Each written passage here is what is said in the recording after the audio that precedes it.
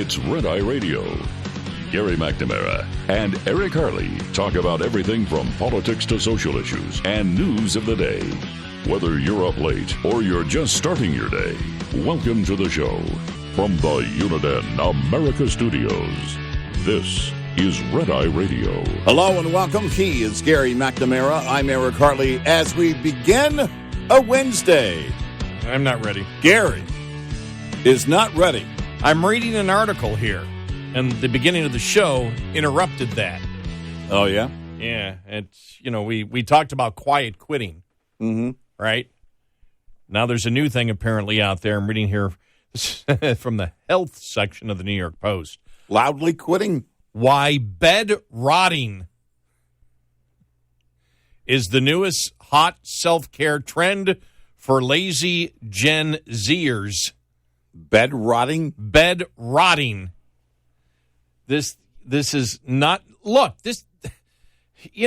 I'm sorry, Generation Z. We did this already. Brian Wilson. This was done a half century ago. Yeah. Brian Wilson from the Beach Boys. Right. I would have gone with John and Yoko, but yeah, same thing. John and Yoko, yeah. Yeah, but Brian Wilson got a song written about him by the Bare Naked Ladies. Yeah. Lying in bed like Brian Wilson did. Yeah. And now we could probably throw in Bare Naked Ladies. They're probably lying around in bed. As experts and introverts continue to tout the benefits of self-care, bed rotting has become one of the most popular forms of recouping. With nearly 305 million views on TikTok, rotting away in bed seems to be one of Generation Z's preferred methods for self-care. While it may sound extreme and gross, bed rotting just refers to lying in bed for long periods of time when you're not sleeping. Okay. We called it being lazy, but all right. It doesn't matter what you do while you're in bed or while you're there, as long as you're cuddled up in bed beyond bedtime. Some people are bed rotting while binge watching. That's a tongue twister there. While binge watching Netflix, stuffing their faces with sugary snacks. Don't get crumbs in the bed. Or simply staring at the ceiling like Putty, apparently, on Seinfeld. While others are a bit more into the clean girl aesthetic by doing face masks, sleeping on silk pillowcases, and meditating in bed. You know what I bet a lot of this has to do with right now? The fact that more and more people are having to choose roommates. You don't have your own apartment. You're living with other people. That's a good point. Your only personal space is your bedroom. That's a great point. I think it's a good point. And even if you're an adult living at your parents' house, your own personal space really is just your bedroom. While people have laid around and stayed in bed for long periods of time for years, many Gen Zers online note that bed rotting has to be intentional and come with no guilt to really count as being regenerative. Why would there be guilt? There will be times, you and I are sort of like, we're always on the go no matter what. Mm-hmm. We're always doing stuff. We're always thinking whatever. Probably once or twice a year, I'll wake up. Normally would be on a Saturday. Mm-hmm. Probably more likely it would be when it would be cold out. Mm. And I'll just do nothing all day. Mm-hmm. I just say, and I didn't make the decision the night before. It's not like I said I'm going to be recliner rotting, because I think recliner rotting is a lot more comfortable than bed rotting. No, my bed is much more. I have 3 reclining sofas, so a total of 6 recliners in my living room, and I would still say my bed is more comfortable. Oh, no. Not if I'm going to be awake. No. Yeah. No. Now, my bed elevates. My bed comes up. Oh, okay. Well, then you have a recliner bed. Yeah. And the mattress is the most comfortable mattress I've ever owned. Right. But it's a recliner. You can the back comes up. Yeah, the back comes up, and so you can lay in a particular way, which makes it comfortable. Regular bed. But it's not as comfortable. Yeah. My recliners are nowhere near as comfortable. My recliners are just. I don't want to be in. They're pretty posh, but this bed is over the top. I mean, it's great. It's the best bed I've ever owned. It calls my name some days. I mean, I did set myself up for recliner rotting when I got my new, my electric double recliner. Yeah. That has the console in the middle. Right. And has 4 USB. Yeah. Inputs. Yeah, we got all that. It's about as you've got everything you need. I mean, I could put a refrigerator at the end of each one, but it's going a little too far. I can stand up to go get something to eat. But probably never happens during when there's the nice weather, unless it gets one of those summer August days where it's 110. Well, I mean, if it's 108 degrees outside, I'm going to get everything done outside early. The other day was Friday. I got my lawn done. It started at 7 a.m., had it done by 8:15. It was record time, everything, and got it done. And so I thought, well, we had worked the night before. I thought, my gosh, this is great. I didn't know what to do. I'd expected to be up till noon. And, quite often I'm up here during the day doing things around this office. I was earlier today. I'll be back in the morning as well. So I'll be up here until noon. Bed rotting is not in my vocabulary today. Bed rotting is, like I said, maybe once or twice a year, but that's recliner rotting.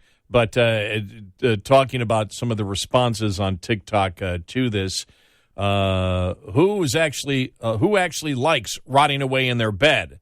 Well, the question came up and met thousands of responses. I wish it was acceptable to tell people this is my hobby, one person wrote. Yeah.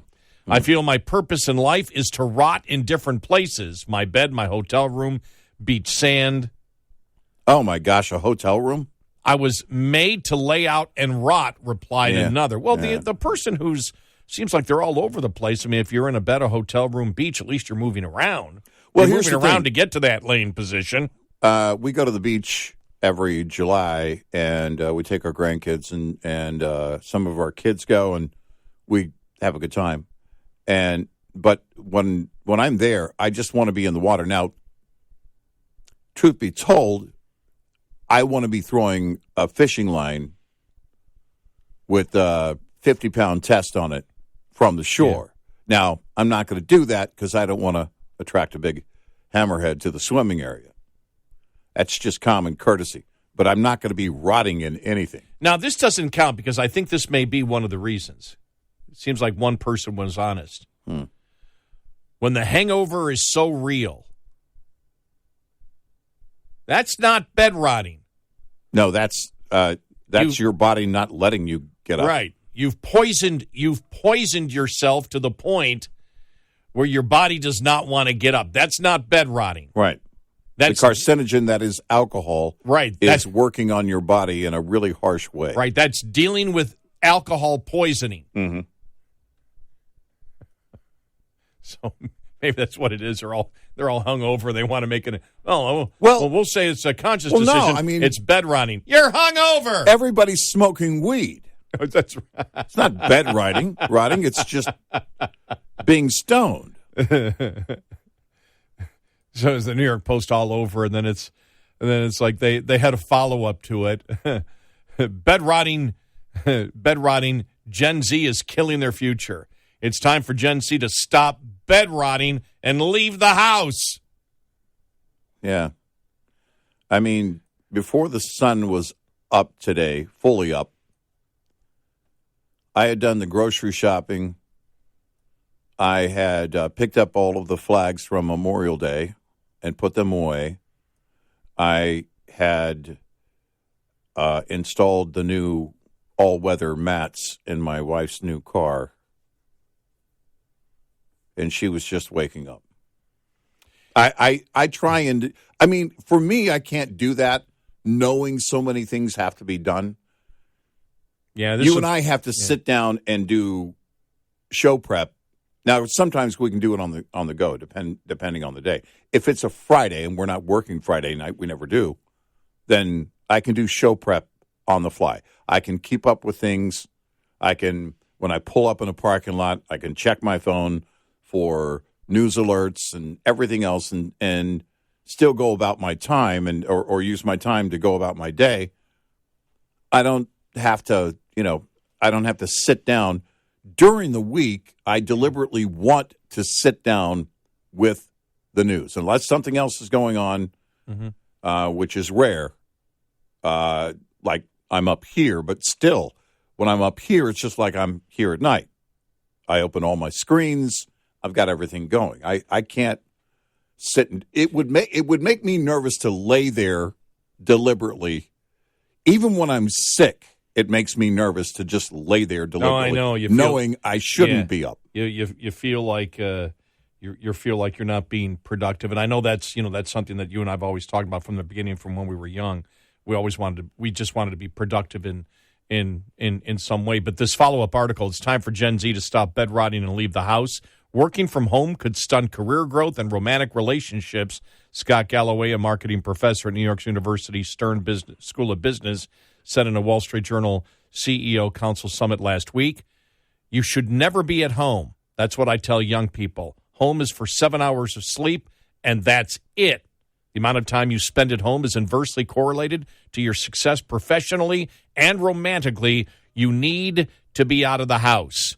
Evidence has suggested that folks who work outside of the house have higher rates of success. There it is.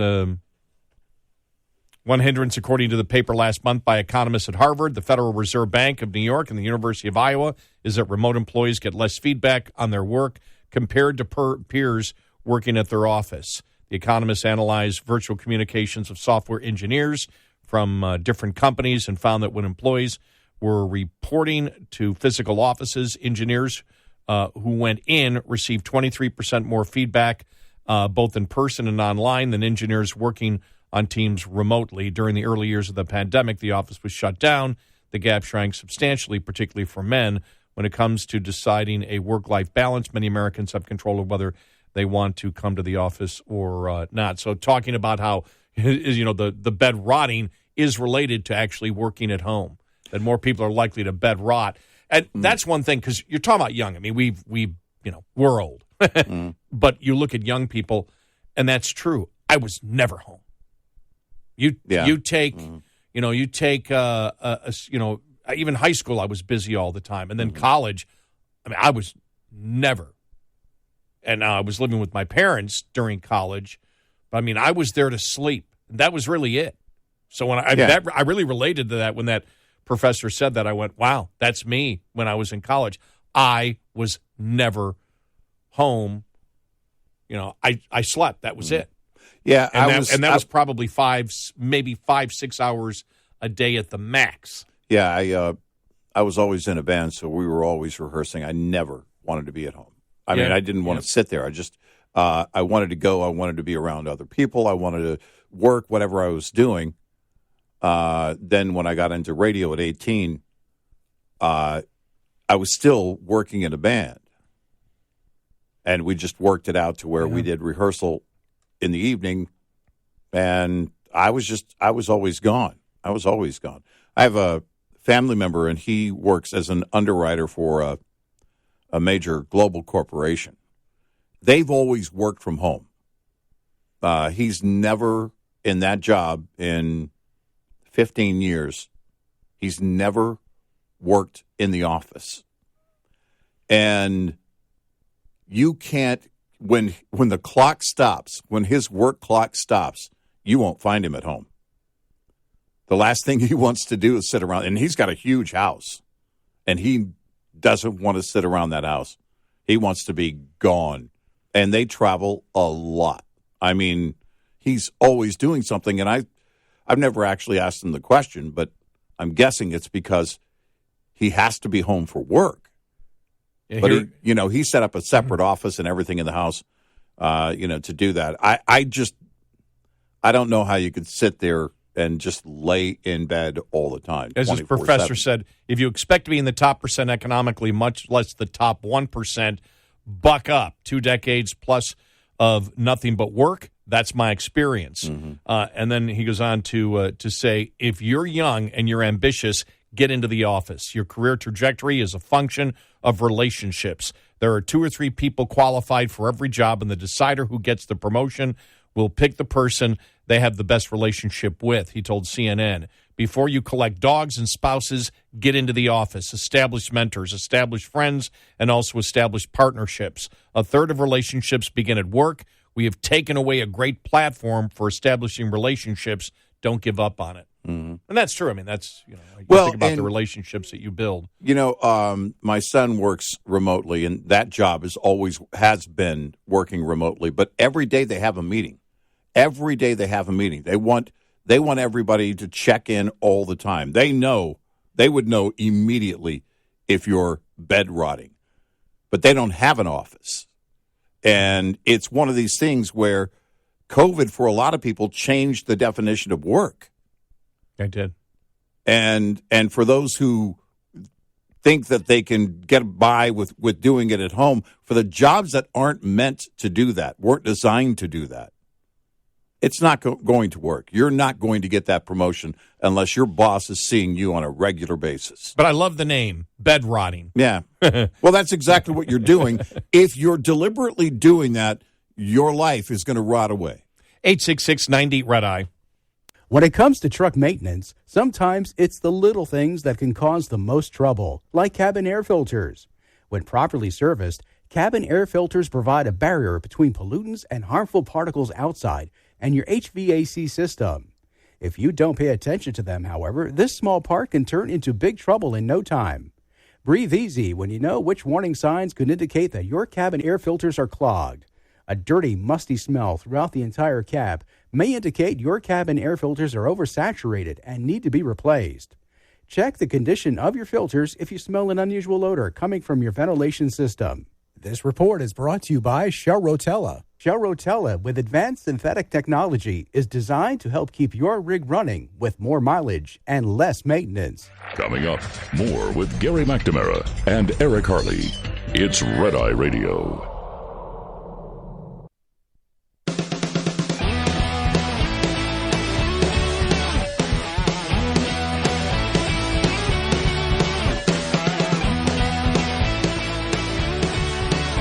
It's Red Eye Radio. He's Eric Harley, and I'm Gary McNamara. Coming up, Bud Light sales now down close to 30%. We'll get to that story and just what's going on, and we'll get actually to the minutia of that entire thing here, because this is something where the left is trying to make the case that if you're in opposition to what's going on, you're anti-LGBT. LGBTQ. Mm-hmm. Well, as we know, it's the T that has taken over. Yeah. It's the T that has taken over the entire gay movement in this country. Mm-hmm. Yep. And a transgender is not a gay person. Well, and this is they can be, but this is the problem that they have always had, and the problem they know that they can't ever fix as a group. Yep. And the problem that every company is going to have from now on, even if, because we're heading into Pride Month, even if you say, well, we're just recognizing equality for all, sorry, that's not what you're advocating, because the left insists you're all into everything that they believe, not just part of it, and we'll get to that coming up. Plus, the debt ceiling vote and more.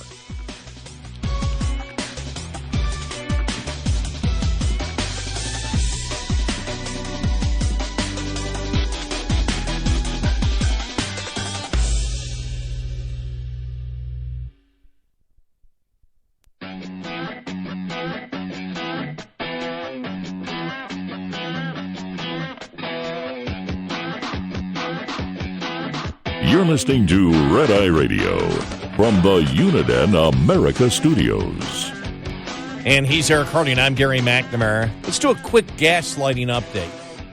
All right. All right, here's Karine Jean-Pierre yesterday stating that Biden said from the beginning that he would negotiate with Republicans. And the president said from the beginning that he would negotiate with Republicans. Okay.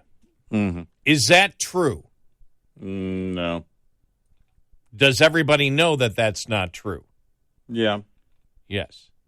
Anyone who's paying attention. Yes. In fact, the RNC immediately put out an audio and a video of her. There's music in the background. That's because the RNC put this out, just so you know. And they want a little bit of goofy music in the background. Yeah. In response to Karine Jean-Pierre absolutely gaslighting. Here we go. We don't see any negotiation here. We don't see anything that needs to be discussed. It's pretty simple and it's pretty straightforward.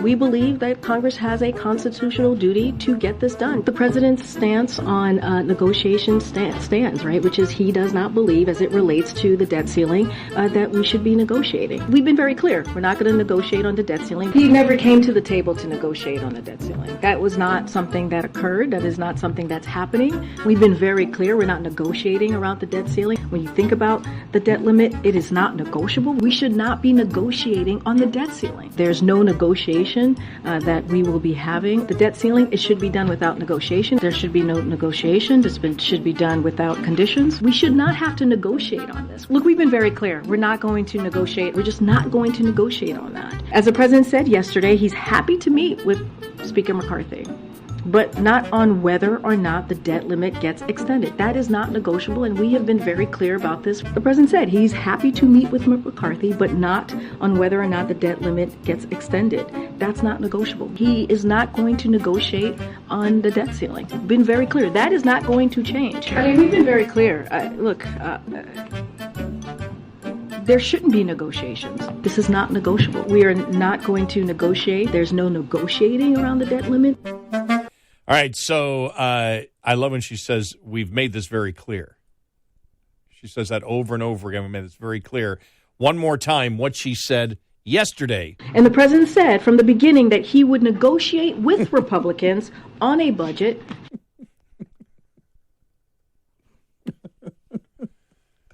They're all smoking weed. Yeah. Or they hope you're smoking a lot of weed. There you go.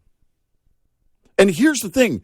Anybody who cares is paying attention. I mean, it's not like the rank and file who's just going about their day is going to catch this. The people that are going to catch it are the ones who know. They know what she's been saying all along. They're the ones tuning in every day. They're the ones getting the updates every day. They care enough to do that. And she just lobs that out there. Seriously, how many in the press corps are just looking at this going, you just suck at your job?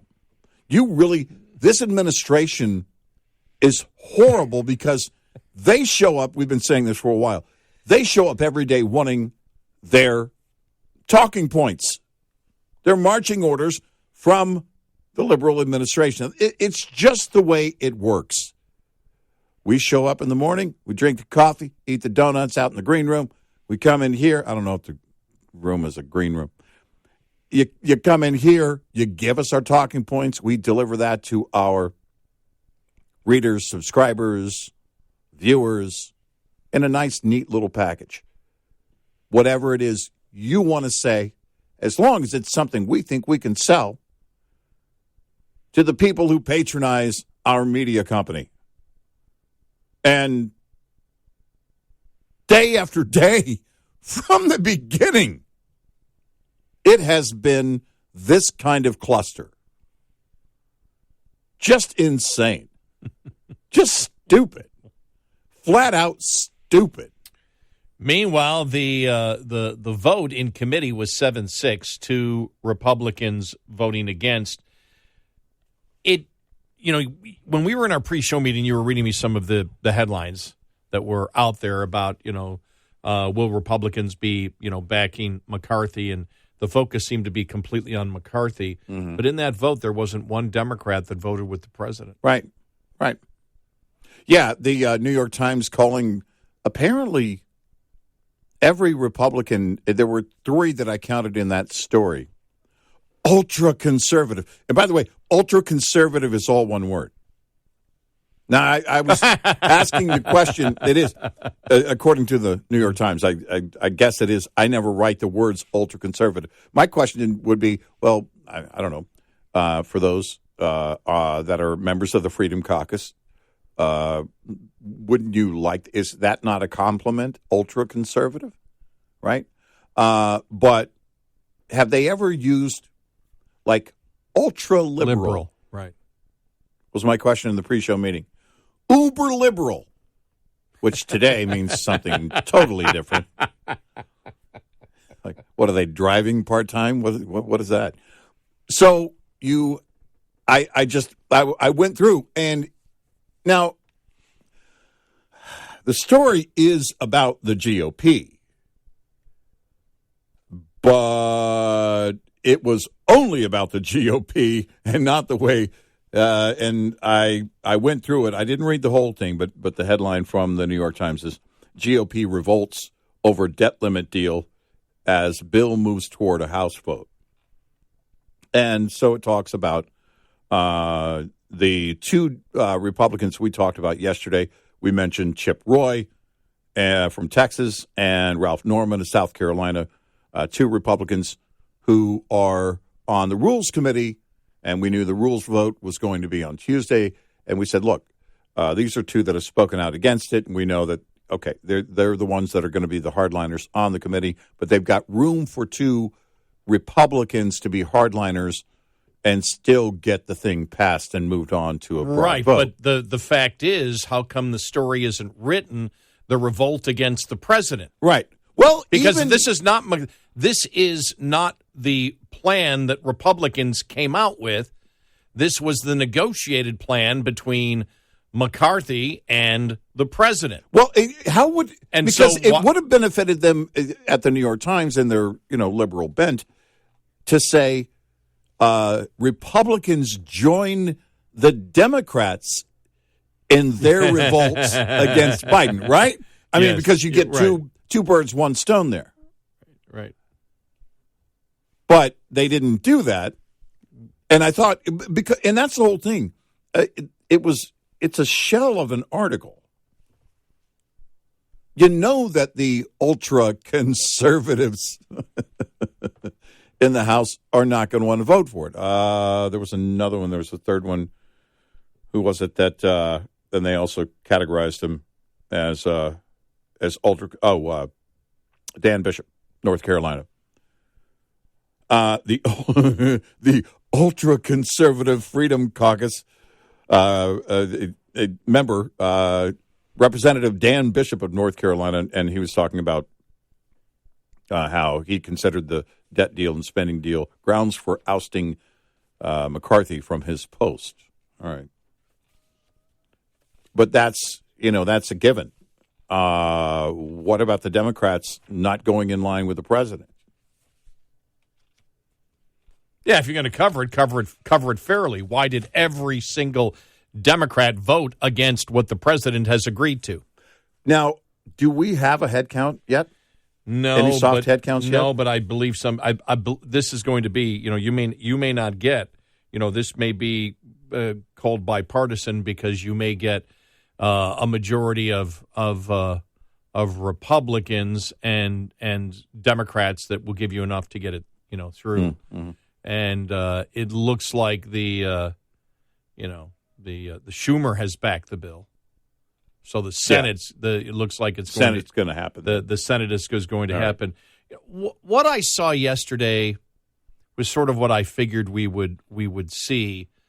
Everybody trying to you've got the conservatives out there stating this isn't good enough, and as we said yesterday. Is it better than what the president put in? Yeah. Does it solve the problem? No. My question would be if the conservative Republicans, including, for example, Rand Paul, said he's going to come out with a plan for the Senate. I'd like to see specifically what that is.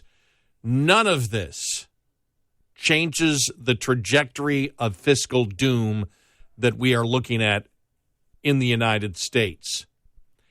And unless you believe that right now we should be looking at how to reduce Social Security and Medicare, then you're not really serious. It's a political game at this point. Yeah. Yeah. That's what it is. All right, but I wish to do this. All right, so you've moved a percent in a different direction on just a little bit, an extremely little bit of the actual budget, $700 billion versus what the actual outlays will be this year of $6.2 trillion. We're messing around about 15% of the budget that is not going to change the trajectory of where we're going. So everybody, there seems to be this thing, this purity thing, that I'm a conservative and I'm going to be pure on it. Well, then fine, then advocate what really needs to be done. Right. Don't sit there and say I'm a conservative and therefore, and by the way, I'm simply saying if you're playing, because you're playing politics here. Everybody's playing politics. Nobody. Well, I don't want to say anybody because Rand Paul may come out with a plan and say, okay, here's what we need to do with Social Security and Medicare. But if you don't mention Social Security and Medicare in your plan that we need to revise it somehow, then you're not actually talking about the fact that you're serious in doing something. You just want politically to still be able to claim your justification that I'm on the right. Right.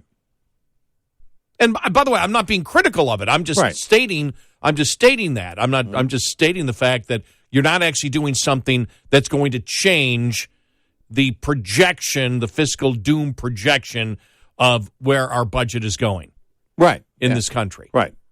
You're playing politics. It's okay. You can play politics. I'm just stating it's not of substance. It's of politics. Mm-hmm. Now, the politics may be good politics because you want more people to say, no, I'd rather move a little bit, further right. But the fact is, it's not solving the problem. No, it's not. It isn't. It isn't a solution. And look, we had a conversation about the national debt. That was a good thing. We can cherry pick the positives out of it. Overall, it's not a pie I would eat. No. And that's basically where we are. And until more people feel like ultra conservatives, it's not going to change. Well, the other thing that I'm sure some Republicans looking at saying the deal stinks, but do we do the deal in order to win in 2024? Because if we don't win in 2024, anything that we put out right now, and we're not going to get the Democrats to change Social Security and Medicare, that's not going to get done now. No. So if we don't get it done now and we don't win in 24, or if we get a little bit more in this deal but we lose in 24, what's it all for? Right. So do you set it up? And it's a question I don't have an answer for because I'm not in that party. I don't know what they're talking about. Right. I'm guessing about what's actually going on in the meetings. But part of my guessing or speculation is they're saying, look, we've moved in the right direction. We've left enough on the table to still use these things against the Democrats in 2024. Yeah. Yeah. But the whole thing stinks across the board because we're not really looking to change the projection of where we're heading in this country in a fiscal way. No, we're not. 866-90-RED-EYE. Lines open for your calls. 866-90-RED-EYE on Red Eye Radio.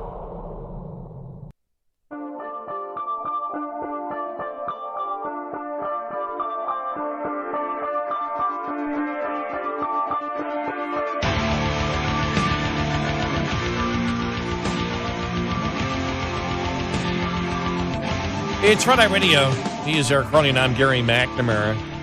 Well, James Comer to hold Christopher Wray in is it contempt of Congress? Yeah. All right. I said obstruction yesterday. Obstruction of Congress is actually contempt. Yeah. Good luck. I mean, there's not going to be any cooperation from the FBI. Yeah. It's not going to happen on that document. He's supposed to talk to him on the phone tomorrow. Yeah. But didn't McCarthy have a conversation with him already? Here's the question. Because they keep saying we can't release it because of, sources and methods. Yeah. Well, if you couldn't release it because of sources and methods, why isn't it classified? Right. Give somebody that explanation. And nobody's given me, but it hasn't been explained by the Republicans either. No, it hasn't. What has their answer been to that? Right. Have they asked that question? Oh, good question. Top of the Hour News is brought to you by House Products. Visit houseproducts.com. This is Red Eye Radio on Westwood One.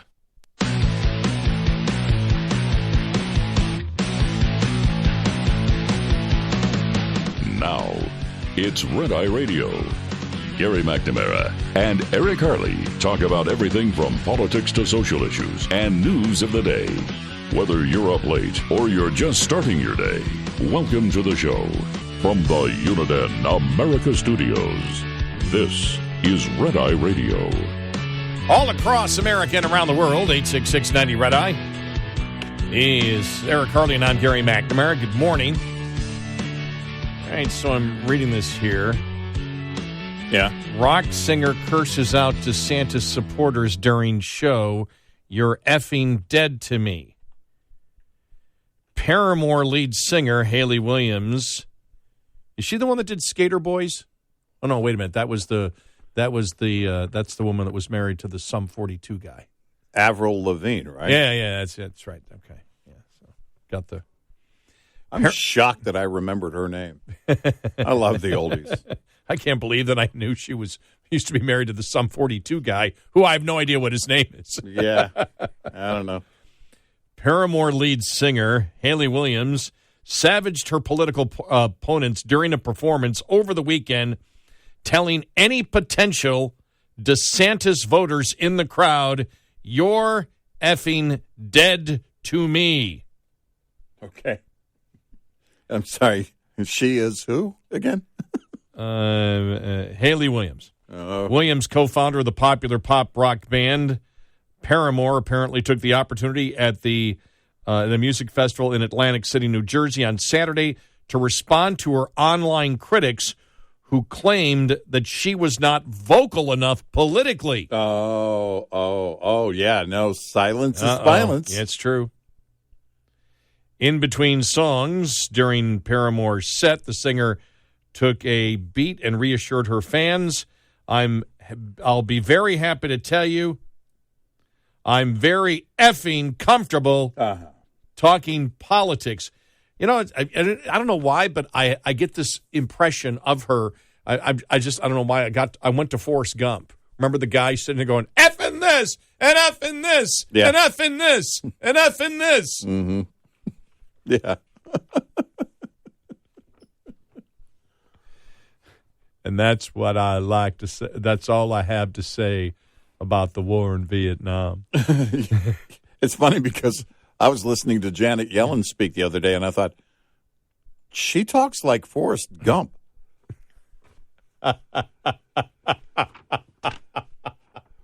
With interest rates rising, we believe the economy is going to be slow. So I have to tell you, I went at this place in Tarpon Springs over the weekend called Rusty Bellies. Mm-hmm. If you're ever there, go see Bobby the bartender. Hilarious. Absolutely hilarious. But my jambalaya was excellent. But, I mean, it's right there along the river that comes in from the Gulf, and there's all these, they have, in fact, we watched the charters come in. Yeah. And unloading the fish, and, there's, commercial fishermen that come in. The sponge fishermen are also there. And so all these fishing boats, and there's one that's sitting right there, and every time I see it, I'm thinking, I feel like I'm in Forrest Gump, the movie, when I'm sitting there. Because as I put on Facebook, I love Swamp, Florida, or Bayou, Florida. Mm-hmm. because that's the feeling that you had. So I was thinking, Yeah. if I'm expecting Forrest Gump to walk in. But she, to prove it, she ripped into crowd goers who might be thinking about voting for DeSantis in the 2024 presidential race. And if you vote for Ron DeSantis, you're effing dead to me. The crowd loved the line, screaming in adulation. Well, you're in New Jersey, so... Yeah. Well, I mean, you would expect that. Yeah, right. The singer then threw up her hands and asked, "So is that comfortable enough for anyone? I'm angry. Yeah. I'm enraged. I'm on the left." Uh-huh. Is that uncomfortable enough for anyone? All right. Oh, whoa. Okay. You convinced us. That sounds very genuine. She's angry that the left is pushing her to sound angry. Yeah, it's... That's what it sounds like to me. Well, I did see the state senator from California who said, with Pride Month coming up, we've got to make all these companies our allies. I understand what they're trying to do because they know they can't win. They cannot win two things. And this is the two things that are being talked about now. We're not talking about gay marriage. No, that's behind us. Yeah, this isn't about gay marriage. This isn't about violence towards gays. No. They want to present it as if you're anti-LGBTQ, that you're anti-gay, but this is about the T, not the G. Mm-hmm. And so what is this actually about? This is about biological men playing sports against biological women, and it's about grooming young kids and wanting young kids and children to make the decision of self-mutilation. Mm-hmm. That's what it's about. Yeah. And if Target doesn't understand it, because if right now, if you, when you see LGBTQ today, that's the liberal. Yeah, right. Yeah. Those are the people that are liberal and associate with the LGBTQ. They're not conservative. They're a conservative. Well, we know. There are conservative gays. There are conservative transgenders. We know. They are completely and totally paranoid to speak out against this because they will be attacked like you can't believe if they do. But now the thing is, from the radical, as we call it, the radical liberal transgender movement out there, the ones that are promoting the fact, the misogyny and the sexism of biological men determining the definition of a woman, which, by the way, they can't define. But it is being defined because if you say you're a woman, then you are a woman. Even though it gets to be hilarious when politicians can't define what a woman is. But it's about that. And I started thinking yesterday, I was just driving down the road, and I'm thinking to myself, what happened to liberalism over the last couple of years? I mean, did these people sit there and because the whole Haley Williams of Paramore, that the rock band, it's about DeSantis and his legislation against the grooming of children and the whole Disney thing. That's what she's furious about.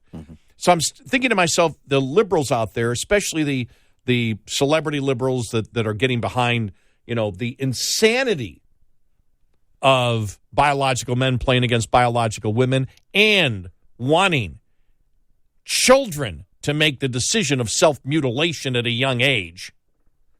I mean, the perversion in it is mind-boggling, and they are just, they're raising their voices in anger and fury that this is some type of civil right, which is just absurd. But these are the same liberals that were advocating that government should ban soft drinks from adults just a few years ago, and that McDonald's should be banned. People who never eat at McDonald's want McDonald's to be banned. That fast food should be banned, that soda pop should be banned, that cigarettes should be banned, pot should be legal. And so they're going to go, you know something? But the one thing that we need to promote more, we need to promote that children should make the decision of self-mutilation.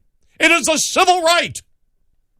And these people, that's how they're fighting it. That's how the Department of Justice is fighting states now based on this. And I raised my voice just for effect because to show the anger and rage, as if the anger and rage sells that point of view in a better way. And to prove you're not bed rotting. Yes, I wanted people to think that I was actually out of bed and and moving along. Actually, possibly standing up. We're not standing up.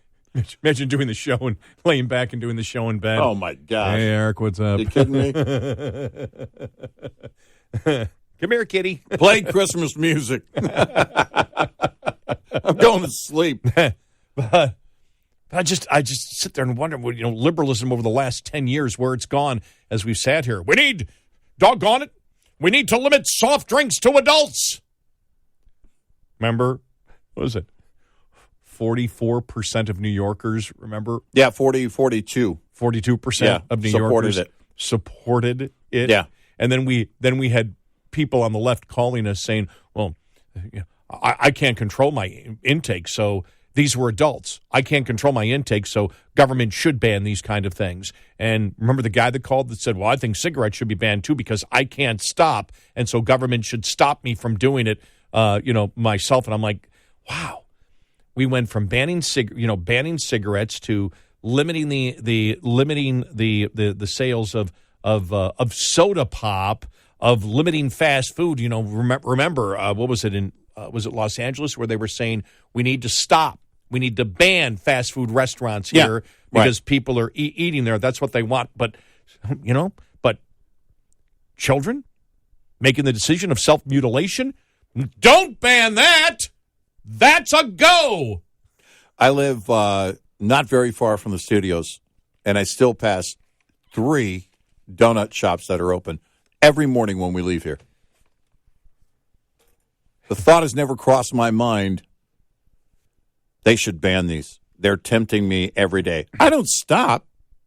Yeah. I go straight home. The thought never crosses my mind, they should shut these down. In fact, what I'm thinking is, wow, how do they compete with each other? Because they're pretty close, and I thought, one's on. There are 2 that are on opposite corners, and I thought that's got to be interesting. That's the only thing I think of. But the left, I remember Mika. But they need to do this. They need to ban this because salt. I can't control my salt. Yeah. Well, that's your problem. I like salt. I pour salt on my salt. And it's good that, we had played Tulsi Gabbard yesterday talking about the insanity. She used the term, the insanity of the left. Yeah. The insanity of where Democrats are going today. And when you actually put it into perspective, that's why I was thinking, I was driving down the road, I started laughing. I went, I remember when Democrats wanted to limit and ban soft drinks, and when they want to ban, when they want to ban cigarettes, and remember the whole fast food thing? We need to ban new fast food restaurants from coming in. Mm-hmm. And I'm shaking my head as I'm driving down the road, thinking, and then they're screaming, enraged. It's a civil right for children to make the decision of self-mutilation of their private parts. Damn it! I had to throw that in there to show the extra rage. I didn't want to say the F word, because the F word truly indicates the rage that you have, and the rage, which is the justification of your opinion of children making a decision for self-mutilation and for biological men to play against biological women, and for men to define what the definition of a woman is. That insanity, we know you just probably can't say it in a normal tone. You have to scream it and use the F word. Yeah. And then ask, was that angry enough for you? Yeah. You just proved that it wasn't. And that's if you wonder the Pride movement, if you wonder what the problem is, the Pride movement used to be about gays and gay marriage. Yeah. That's what it was about. Right. Now it's got nothing to do with gays. No. It started with acceptance, and that went out the window fairly quickly. Right. It has to do with the radical, insane transgender movement. Yep. That it is a civil right for a child to have genital mutilation surgery. Yep. That's what it comes down to. Yep. If Target doesn't understand it, that's what it comes down to. Right. If Disney doesn't understand it, this is what it comes down to. You ought to know what it's really about. You can, as a company, you can pick your fights, and we can pick where we shop, where we spend our money. To Bud Light, that's what it's really about. Yep. Because if you say now Pride, and I endorse Pride as a corporation, you must accept everything that comes with that. Well, you don't get to say, there's no disclaimer. Right. That says, we support these items on their agenda, but not these items. Right. You don't get to do that. Nope. Because if that's the case, you do need to put a disclaimer there on all of your advertisements during Pride Month or any time that you're going to display that. You need to put that on full display and then see what the group does to you. Yeah. They're coming after you. Right. Just ask Bud Light. Right. Well, you saw that it was a TV station that talked about the fact that some of the threats that Target got, they got threats. Oh, yeah. There were the threats at Target that actually came from people supporting the radical LGBTQ. Don't you dare back down. Right. Don't you dare back down on it. Yeah, so try that one. Well, no. If you try saying, no, I'm for gay marriage and I'm for equality for gays, but I reject the radical transgender activist movement. They're insane. You can't do that. You can't carve out exceptions. Nope. It's all a package together. You're in. And any company or sports league that doesn't understand that, well, you may suffer the consequences of it, as these other companies have. Yep. 866-90-RED-EYE. Surviving and thriving as an owner-operator has just as much to do with managing costs as it does with generating revenue. Understanding basic principles of operating costs can save you thousands of dollars a year. Costs are not the same each month. If 9,600 miles are driven one month and 10,000 miles the next, two different sets of costs apply for each month. For example, if your tractor payment is $1,850 per month and you drive 9,600 miles in the month, your tractor payment is costing you 19.3 cents per mile. Drive 10,000 miles, though, and that same payment will cost you 18.5 cents per mile. This is one of your major fixed costs while paying off a truck loan. The difference in this example is only a fraction of a cent, which may seem like small change, but it ultimately amounts to $960 more annually on the bottom line. Because though fixed costs do not go down over time, you can reduce your cost per mile with more paid miles. Owner-Operator Business 101 is provided by Shell Rotella. Shell Rotella, with advanced synthetic technology, is designed to help keep your rig running with more mileage and less maintenance. Get in touch with Red Eye Radio, toll free at 866-90-RED-EYE.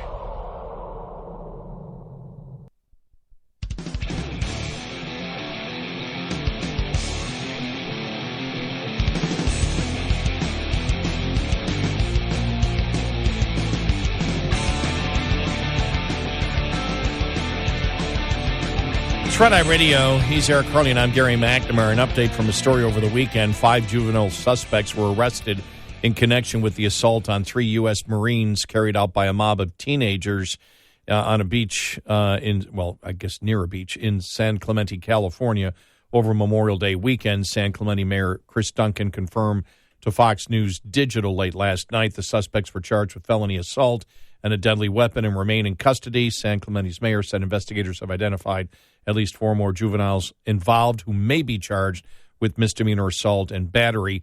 Duncan described the investigation into Friday night's incident as very efficient and effective. He said he did not anticipate any additional arrests, but said that could change. Orange County Sheriff's Department Sergeant Mike Woodworth said on Fox News that anyone, regardless of age, who kicks another human being in the head to cause damage, internal injury to that magnitude, will be arrested for felony assault, deadly weapon. A video posted on the social media platform Nextdoor shows one person throwing a punch at one of the alleged victims from behind before a large fight breaks out. The injured victim lunges at his attacker. A group of teenagers and young adults can then be seen kicking the victims. Two victims were filmed lying on the ground in a fetal position, covering their heads as the mob kicked and punched them. A couple of bystanders intervened in the beating, with one woman standing between the victims and the attackers as she outstretched her arms and yelled, "Stop." It was pretty brutal if you saw it. Yeah. So good that they got arrested there. Yeah.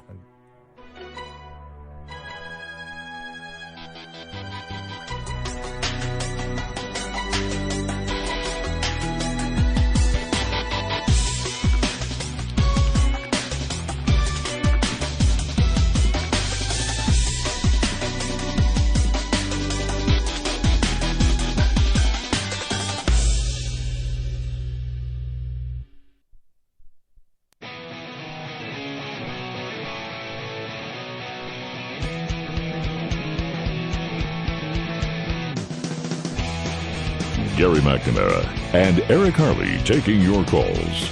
1-866-90-RED-EYE. And he is Eric Harley, and I'm Gary McNamara.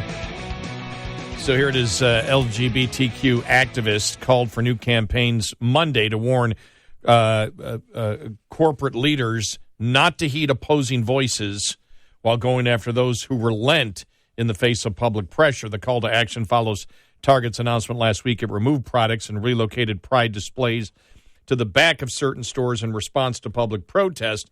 Associated Press reports that California State Senator Scott Wiener, a member of the LGBTQ Legislative Caucus, led the call for corporations to stand firm by pledging we need a strategy on how to deal with corporations that are experiencing enormous pressure to throw LGBTQ people under the bus. We need to send a clear message to corporate America that if you're our ally, if you are truly our ally, you need to be our ally, not just when it's easy, but when it's hard.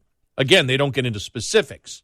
Right. I want the liberal LGBTQ activists that support the radical liberal transgender activist movement to promote the fact that biological males should determine what a female is, and biological males should compete against biological females, and state it in a clear way, and also state in a very clear way, don't broad brush it and say, well, people are against the pride movement. Talk about what the people are actually against. Talk about the fact that people are against children being able to decide to self-mutilate their private parts, and that children should be taught sexualized content at 5 years old. Back that up. Have some guts to actually talk the specific issues that you endorse that the public is completely against. Yep. Otherwise, you're a bunch of cowards. You don't actually want to tell the people what you're for. The one thing DeSantis said, his Iowa stop, he talked about this because there have been some criticisms coming from the GOP on how he handled things with Disney.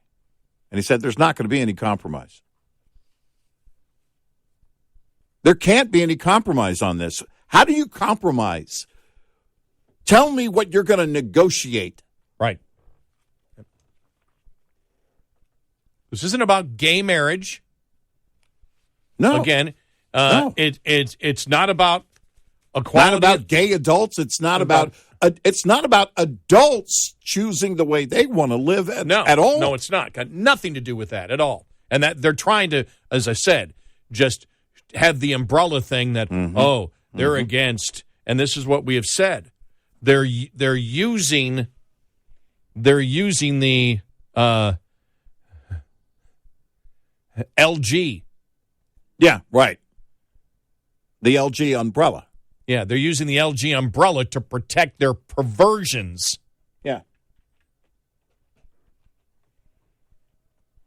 And so, and we're going to call them out on it, and so will everybody else, hopefully, because now they're going to go after the corporations and say, what do you believe and what do you think? And if you're our ally, you must be our ally across the board. Right. And you must support children making the decision to self-mutilate their private parts. Have the guts to tell the American public what you truly believe. I dare you to defend the specifics of it. You can't. You're a bunch of cowards. And this is, if you want them to win, that's how you argue. You might as well be, in fact, campaigning for their agenda. Yeah. If you're going to lay down. Yeah, you're right. If you're going to lay down, go all the way. Then if you're going to lay down, then silence is violence. Well, look, there is no half measure. And that's the whole thing, is that the other side doesn't have a problem in calling them out if they flinch. Well, you're flinching. You're flinching from this perspective, and I don't have a problem calling you out because you're not arguing the actual points. You're not fighting the fight. And if you're not willing to do that, you might as well be campaigning for their agenda. Full stop. Everyone knows what this is about. Yeah, exactly. Quit being stupid. Right. Have the guts to promote what you really believe. Quit trying to virtue signal in a way, well, this is wrong and we could have, and we could. Nope. And this is the problem with Nikki Haley. I don't know how you're that blind as to what was going on there. Well, Disney can come to our state. Wow, I've heard nothing from her. Nothing. There is no buzz about her. Wow, I'm so glad you just brought that up. Wow, there's absolutely nothing on Nikki Haley. Nothing. Because if you're going to put your own shoes in front of you to trip yourself on something like that, then, or you're going to define yourself very, very clearly politically, sorry, you've lost all my interest. I have no interest in pursuing anything further. Yeah. None. Because when you said when she said that, then sorry, by default, you accepted what Disney was supporting. I'm not sure where they are right now, but it's all about teaching sexualized content to 5-year-olds. That's part of it, and if you're in, you are in. And if you're in for the other parts, which is, again, biological males determining the definition of a woman so they can compete against them in sports, and the absolute perversion that the Democrats are all for, which is children deciding to self-mutilate their private parts. Mm-hmm. Absolute perversion. Like I've never seen in America before, justified by a major political party and a ton of corporations out there that are never going to admit that that's what they support in it. Sorry. Yep. You either take the whole, you're finding out now, you either take the entire package or you're as evil as everybody else. Yep. When the evil is actually coming from the left on this. Yep. The misogyny, the sexism, the absolute perversion of trying to promote that it's a civil right for a child to self-mutilate. My God, what the hell has happened to half of this country that, by the way, either advocating it or by their silence in it? Well, I mean, the DOJ taking the state of Tennessee to court. to fight for this. Yep.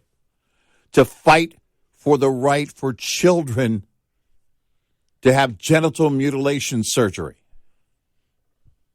Merrick Garland, everybody. The Democratic Party, everybody. Mm-hmm. All the way to the top. This will be on the table next summer in Chicago.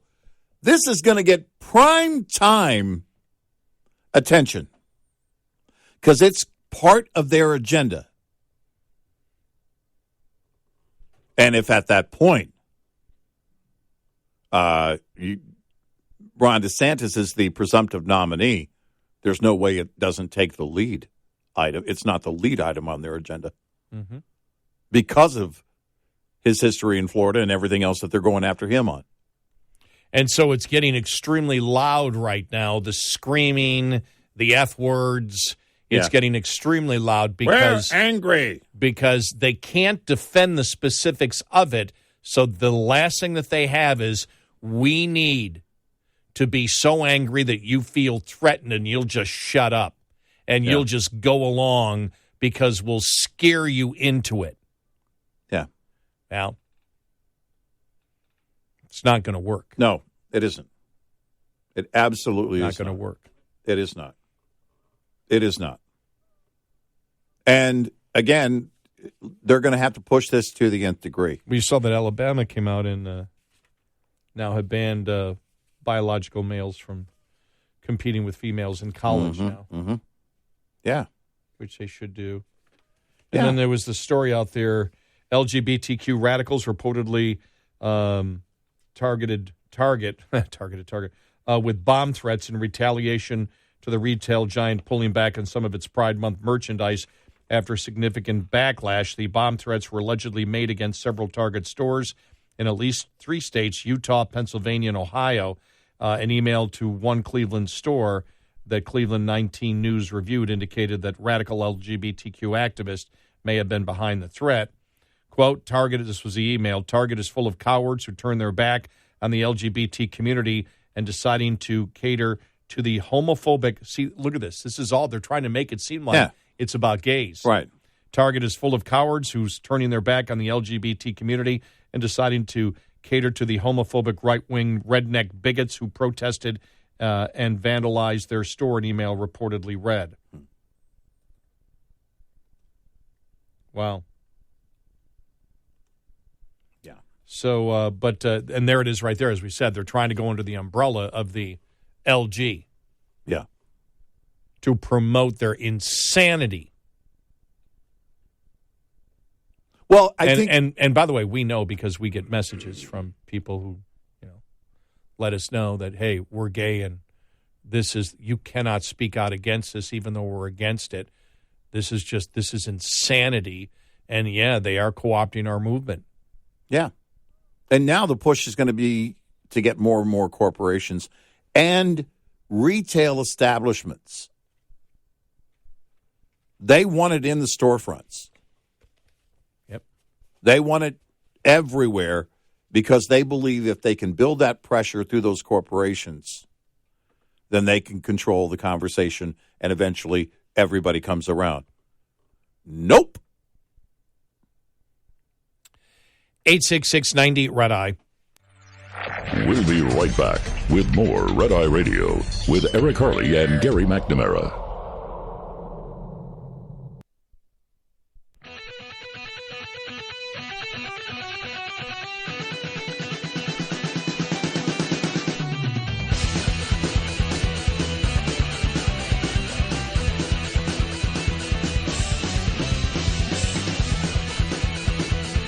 Red Eye Radio.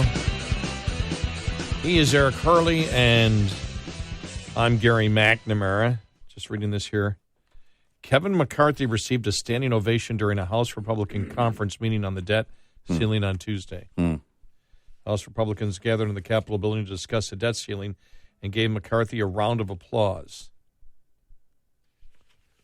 It's interesting. Yeah, all right. I just wonder how many votes they're going to get. You look at I do wonder myself where that falls.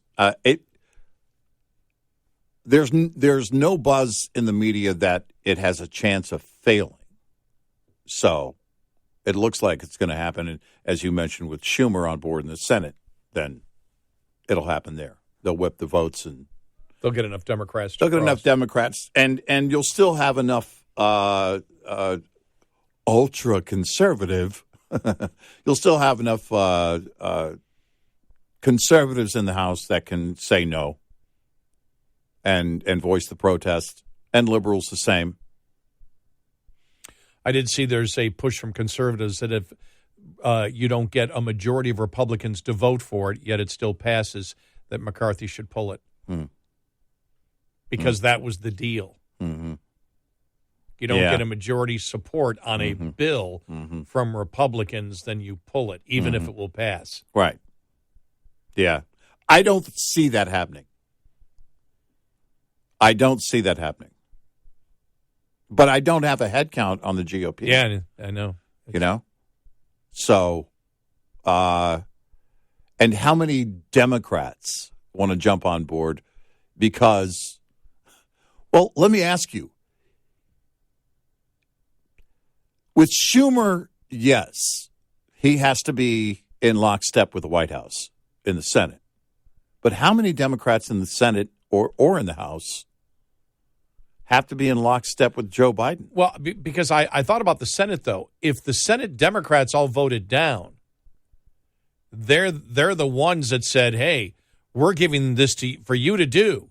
So they gave it to him to do, and then they voted down. And they go against Biden. Right. Payback for the D.C. thing? We'll support whatever you do. Go ahead and do that thing. I didn't even think about that.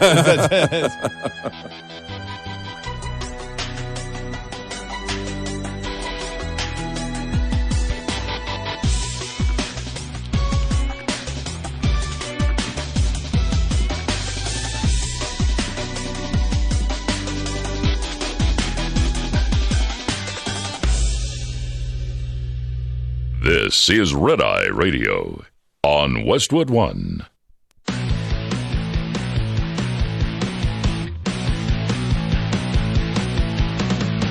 Now, it's Red Eye Radio. Gary McNamara and Eric Harley talk about everything from politics to social issues and news of the day. Whether you're up late or you're just starting your day, welcome to the show. From the Uniden America Studios, this is Red Eye Radio.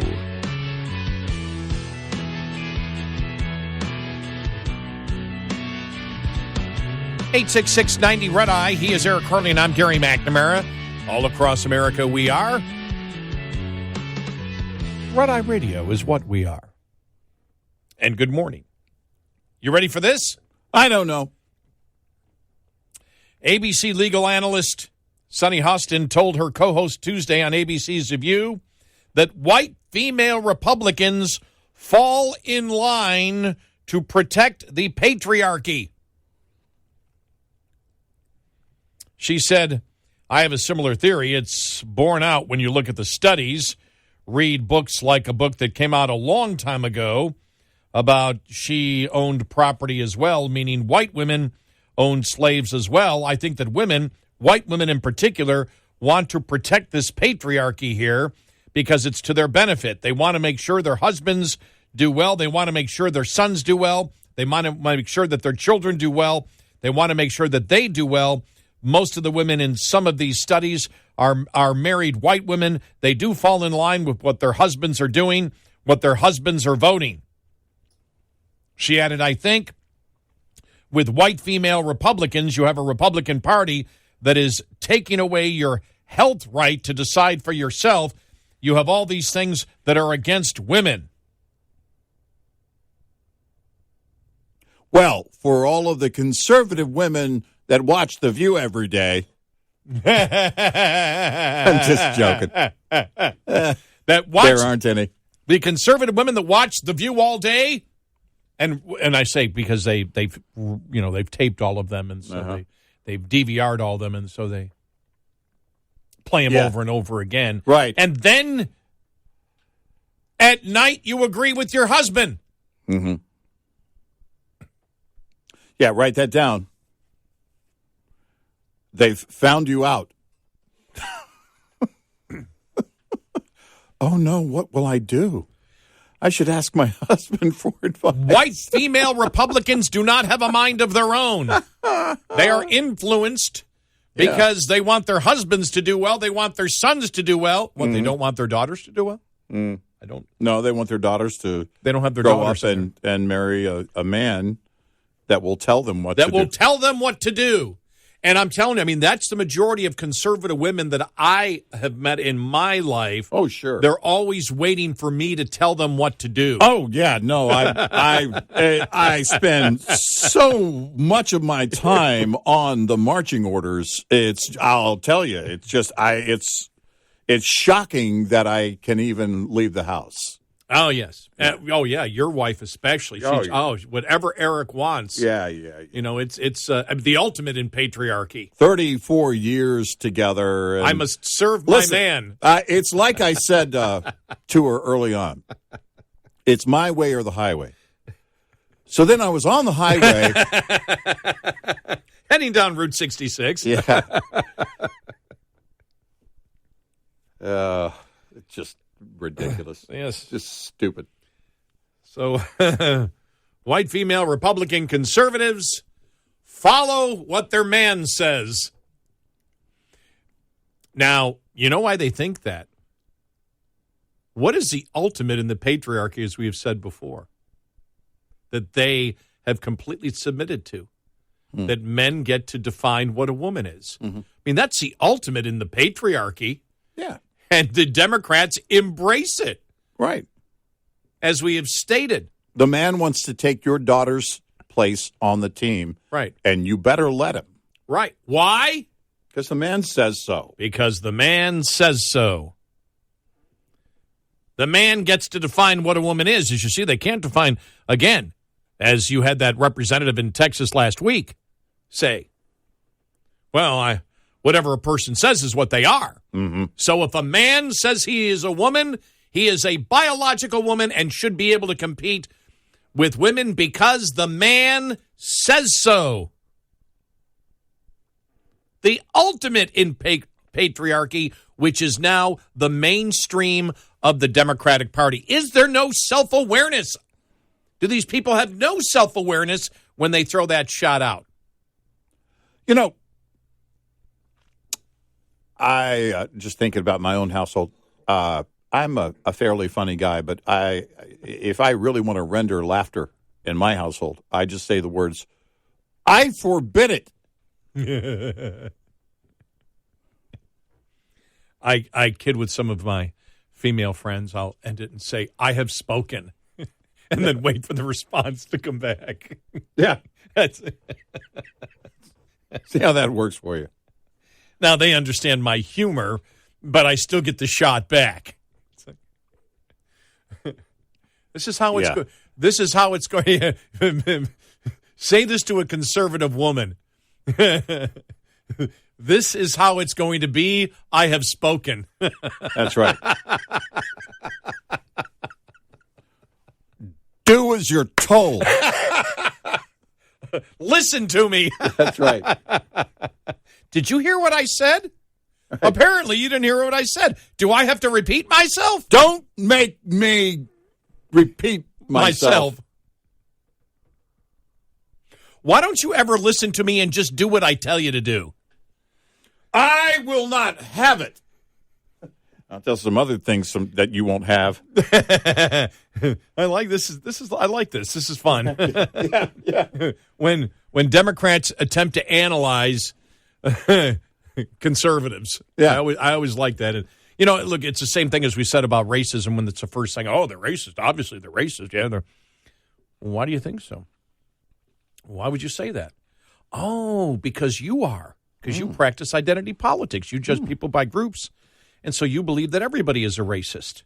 Yeah. You allow a man to define a woman, so you think that the other side must, want the patriarchy and have men run everything yourself, because that's what the Democratic Party and the feminists, think about this, the feminist movement was destroyed because of the patriarchy. Yeah. Let men decide that we compete against women. Mm-hmm. Listen. Think about it. Let's destroy Title IX. Democrats, destroy Title IX. Right. Why? In order to protect women. Well, no, that's what it was supposed to do, was to protect women. We're going to protect men now. Yeah, you're protecting men now. Title IX is gone. Oh, man. Because anyone can belong to that specific protected class by saying so, which means it is not any longer a protected class. It's the whole point. It's the entire purpose of Riley Gaines doing what she's doing. Yeah. Well, the thing is, when you talk about, conservatives, whether a conservative, whether you're a male or female or whatever, doesn't matter your nationality, doesn't matter your skin color.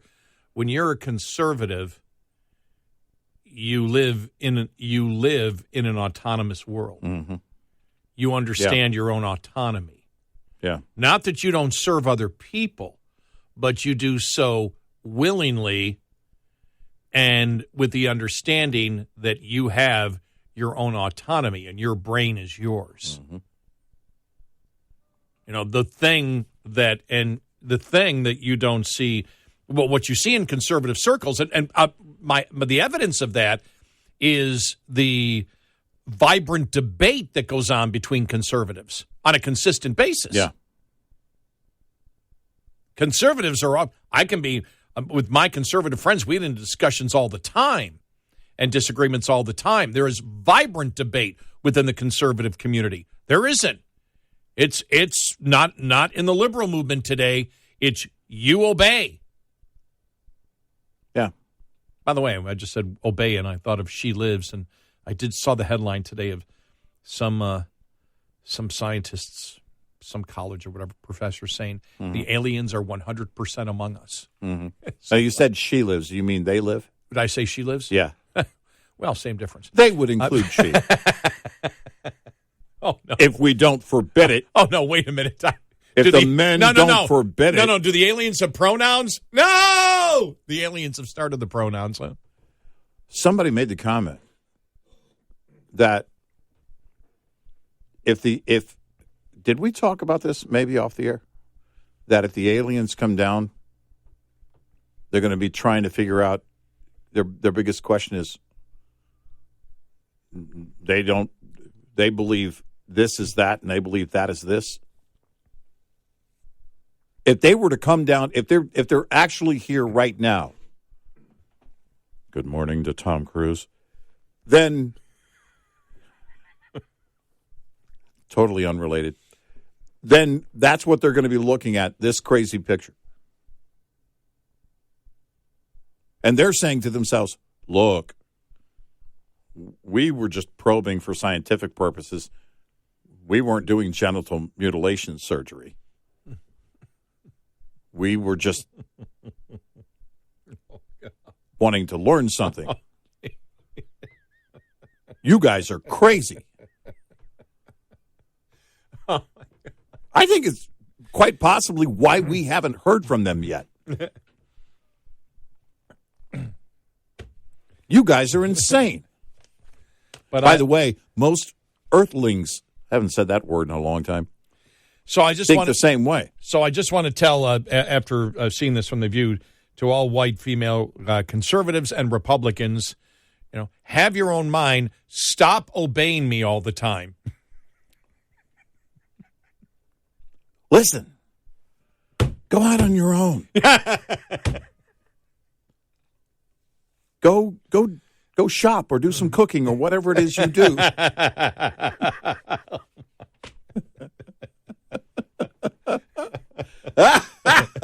glad to see you're embedded. I'm glad to see you're embedded in the patriarchy. Yeah. Listen, just make sure you're back here before. Well, let me just say this. I would never do that because why? I'm a better cook than any woman I know. Oh. Hey, ladies, he's single. I'm a great cook. I'm trying to think. I believe that every dinner I've ever had with a woman, I've made it. Yeah. I don't believe a woman has ever made dinner for me. I've always made it for a woman. And that's because they know of the dishes that I love. Mm-hmm. You know, when I mention the dishes, I go, well, you make that. Well, it's interesting because I mentioned something the other day to my wife. And she says, well, you know, it's your kitchen, too. You can cook it. I'm like, no, it's better. It tastes better when you cook it. Well, mine started with my braised chicken and scallops, and this goes back 35, 40 years ago when I found a recipe. And I promoted it so much that everybody I knew, everybody I met said, well, you got to make the braised chicken and scallops. Yeah. And then people that said, I hate scallops, I go, you won't hate mine. Yeah. And when they tasted, they said, whoa. And then it moved on to a ton of different other things. I mean, my Hawaiian chicken with sticky rice people love. But I really can't eat the sticky rice anymore. Yeah, I do the entire Thanksgiving dinner. That one to me is kind of, in terms of cooking, is kind of boring. Yeah, Thanksgiving, yeah. Beef tenderloins, pork tenderloin, wine sauces, things like that. I like something a little more involved. That where you're spending less time kind of managing the clock. The thing about Thanksgiving is you're really managing a clock. You know? I mean, a turkey's not that hard. And turkey, frankly, is boring. But, yeah, it's, here's the thing. It implies that you would want to be with somebody you have to control. You have to force them to think a certain way. Yeah. That's a mentality that lives on the left. This is where the mob mentality comes from. Silence is violence. Don't you dare speak out. If there's any dissent whatsoever, they seek it out immediately. It's like watching The Matrix. You know, the machine will come in immediately and take you out. You can't have any dissent. I'm sorry, who's controlling who? She's on the left and wants you to believe the other side is being controlled. Their mind is being controlled. Mm-hmm. Try any dissent whatsoever on the left. Any dissent. Go ask Target. Go ask, for a minute, Disney. Go ask Bud Light. See how they were treated when they said, oh, no, we're not going to go that direction. 866-90 Red Eye. Coming up, more with Gary McNamara and Eric Harley. It's Red Eye Radio.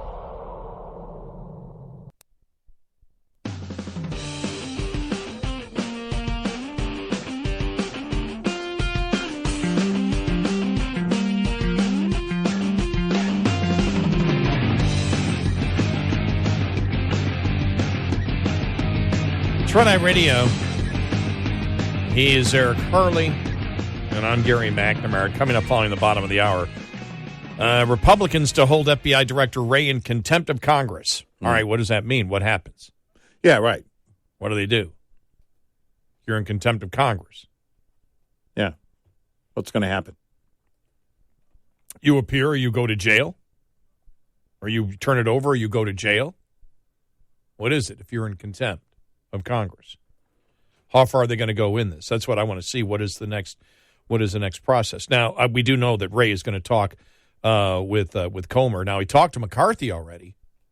Yeah, right. So, I mean, nothing was settled there. So what's he going to say that's going to change anything on Wednesday talking to Comer?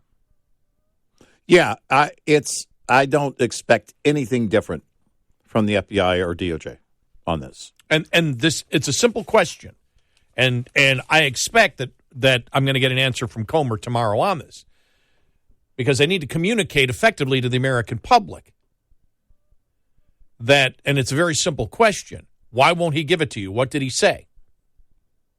Well, it will reveal sources and methods, but it's unclassified, so you don't care about the sources and methods. Right. Otherwise, it would be classified. Right.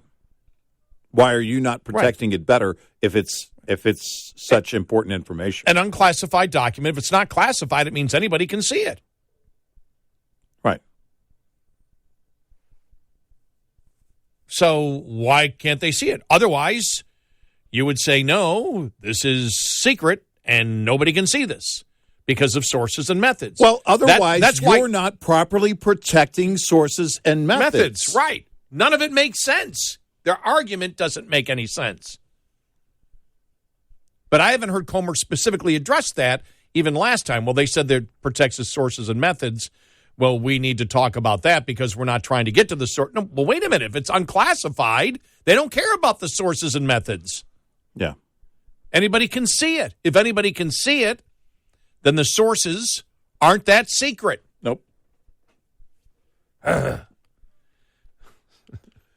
We'll see if Comer tries to straighten that out and gives us an answer on that. Because that's what you should be, that's what they should be saying right now. They should have said that already. Both Comer and McCarthy. That either you're not properly protecting the sources and methods, or it's okay for us to see it. What I love is him when, and this is the Biden administration does this all the time. No, we're ready to fully cooperate, but you can't have this. Well, then you're not fully cooperating. Right.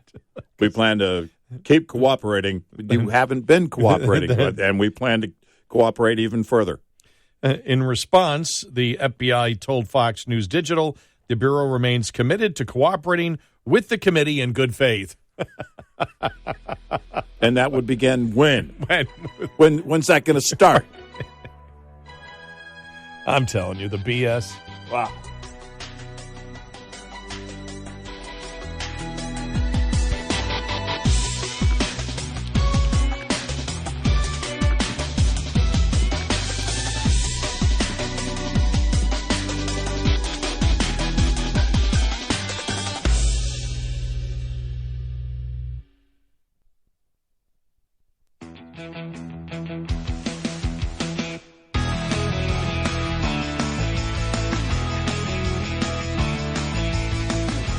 You're listening to Red Eye Radio from the Uniden America Studios.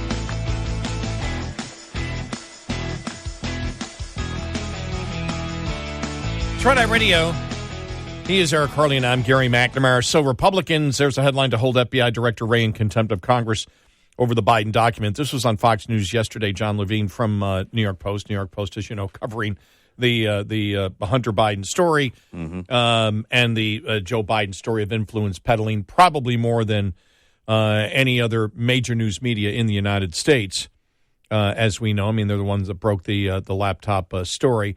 But here's what he had to say yesterday about the deadline after it passed. This is D-Day. This is probably the most significant development in the Hunter Biden-Joe Biden investigation so far. I know James Comer comes on this network a lot. He talks a lot about Hunter Biden, and we can talk about the $10 million from foreign sources, and we can talk about all of the potential crimes Hunter Biden is accused of. But what James Comer can't do on this network so far is tell you point blank what crime Joe Biden committed. That is what could potentially change with the emergence of this document. Okay, the document is called an FD1023. I don't know if that means anything to you. Very fun sounding. But apparently inside the FBI, they were saying the document was it wasn't considered official. This is an unclassified document.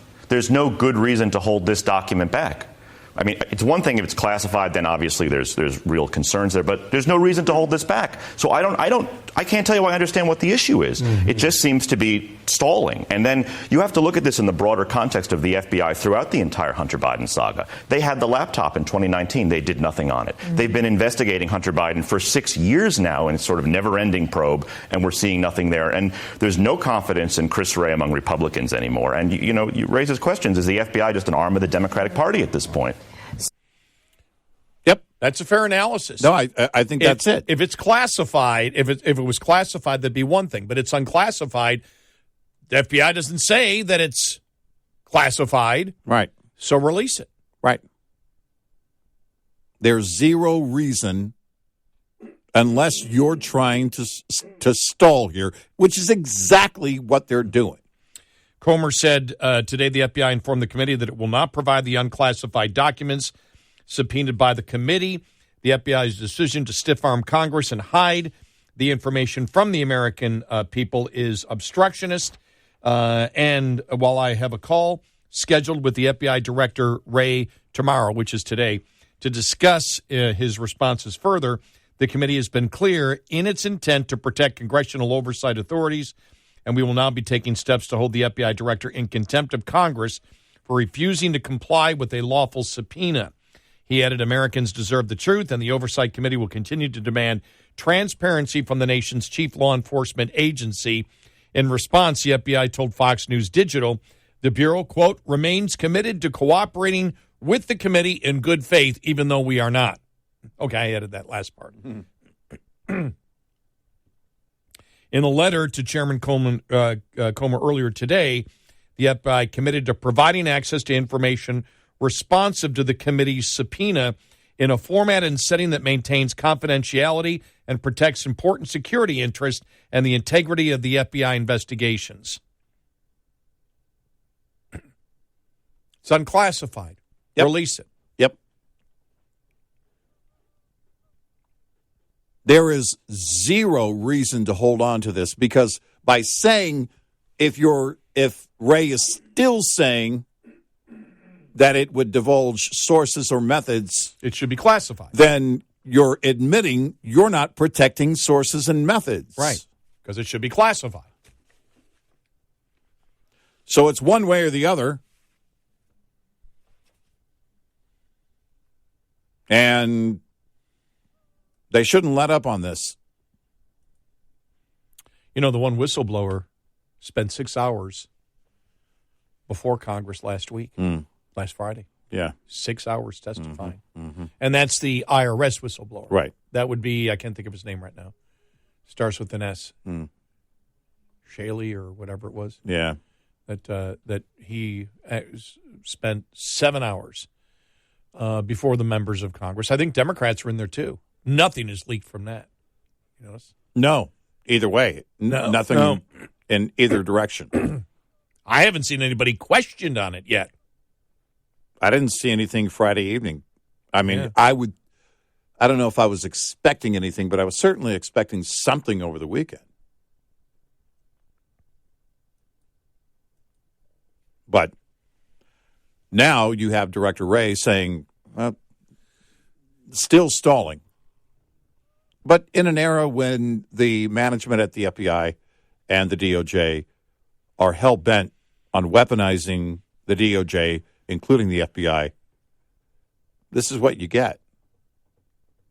If they'll go after parents for showing up at a school board meeting and deeming them, labeling them as terrorists, why in the world would they cooperate with Republicans? And if you saw some of the FBI whistleblowers and the FBI whistleblowers saying, yeah, and there I find myself outside of a school board meeting taking down license plate numbers. Right.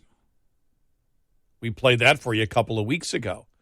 It's like, what the hell am I doing here? What's the predicate? Yeah. What is the predicate for the FBI sitting in a school parking lot, right, taking down license plate numbers from parents that are furious about what their school boards have agreed to when it comes to educating their children? I mean, and he said, we're sitting. He goes, I don't know why I'm here. If you would have said it a decade ago, if you would have gone into a school board meeting and said, hey, I think the FBI is out there taking down license plate numbers outside, you'd be a total conspiracy theorist.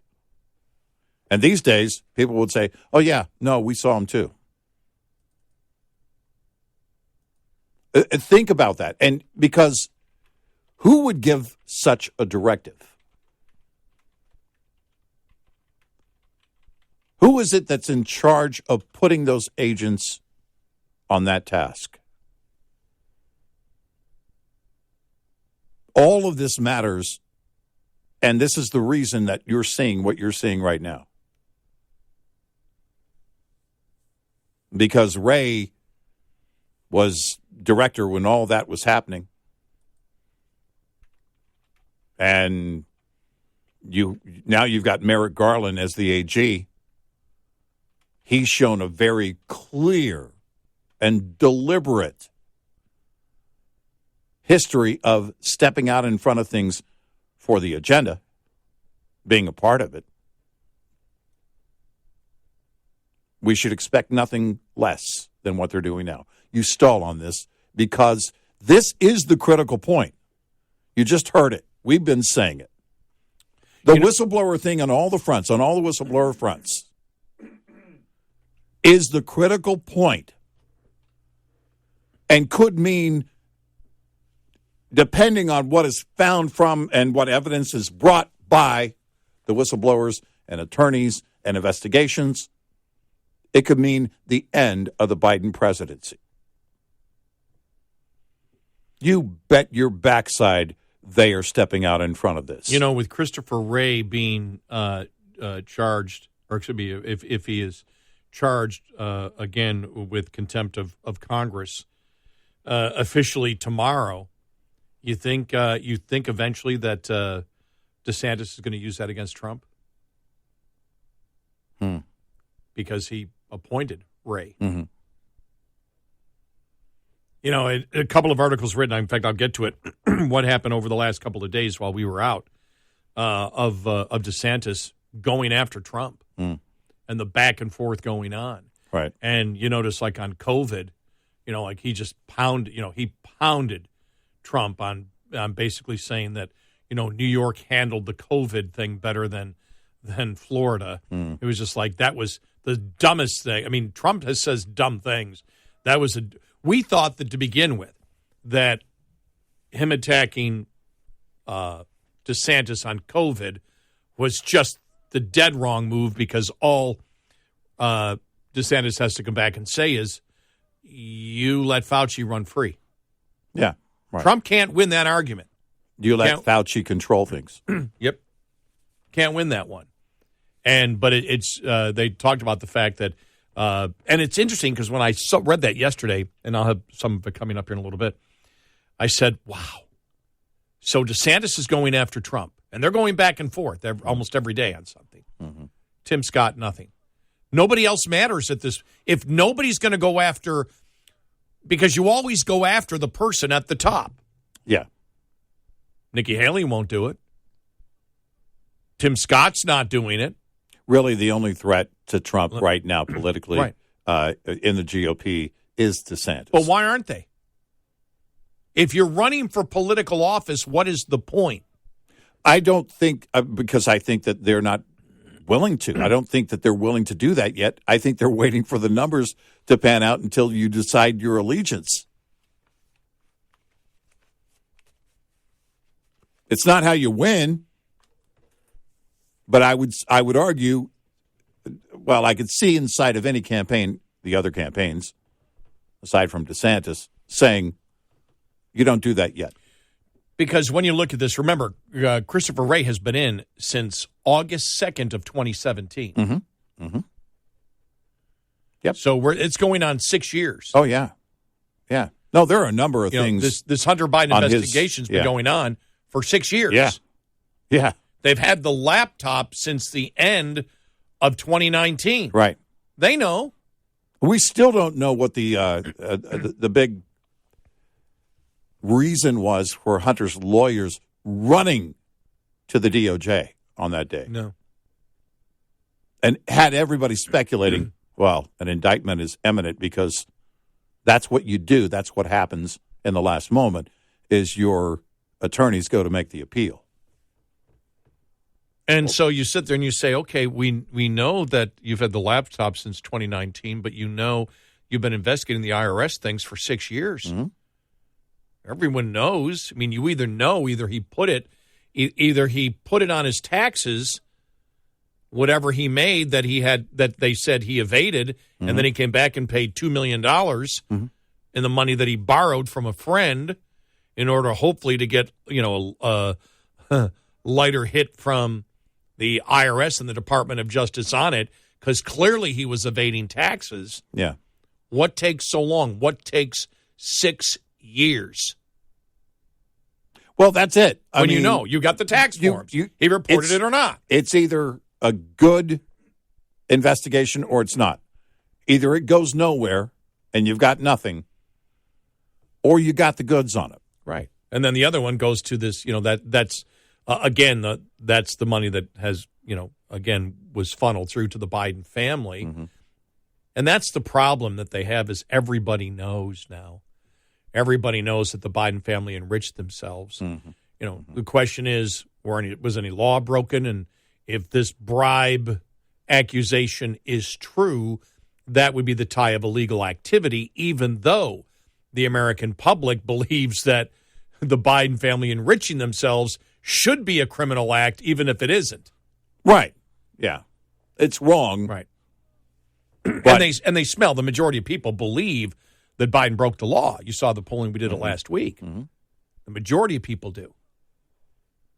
Now, the vast majority, it's like almost 2/3 believe Hunter Biden was involved in illegal influence peddling, but only, was it 53% believe his father was. It's like, so there's some people believe, okay, what were they influence peddling? Who was he influence peddling for if they were giving money to Hunter? Could Hunter give them something? Well, you have to ask the question this way. If this document were exculpatory in nature for either Hunter and or the president, wouldn't we see it by now? Of course we would. The pressure would be on. If that document was the opposite of what the whistleblower is saying, and was a big nothing and had any ounce of exculpatory properties to it, we would have seen it. I can't tell you what the document says, but I can tell you by the actions of the people involved, something is very wrong with this equation. 866-90-RED-EYE. Lines open for your calls. 866-90-RED-EYE on Red Eye Radio.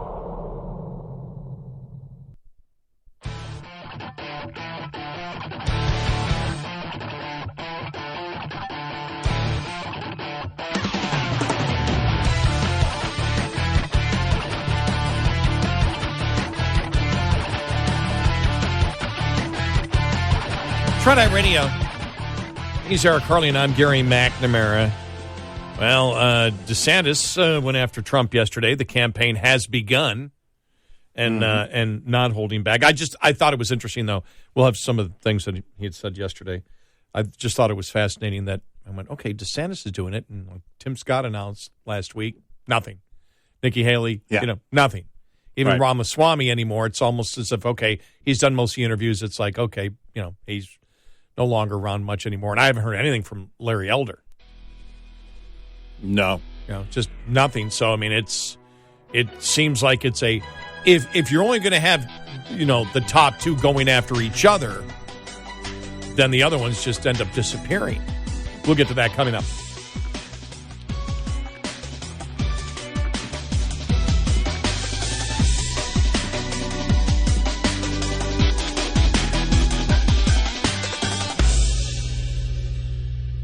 This is Red Eye Radio on Westwood One.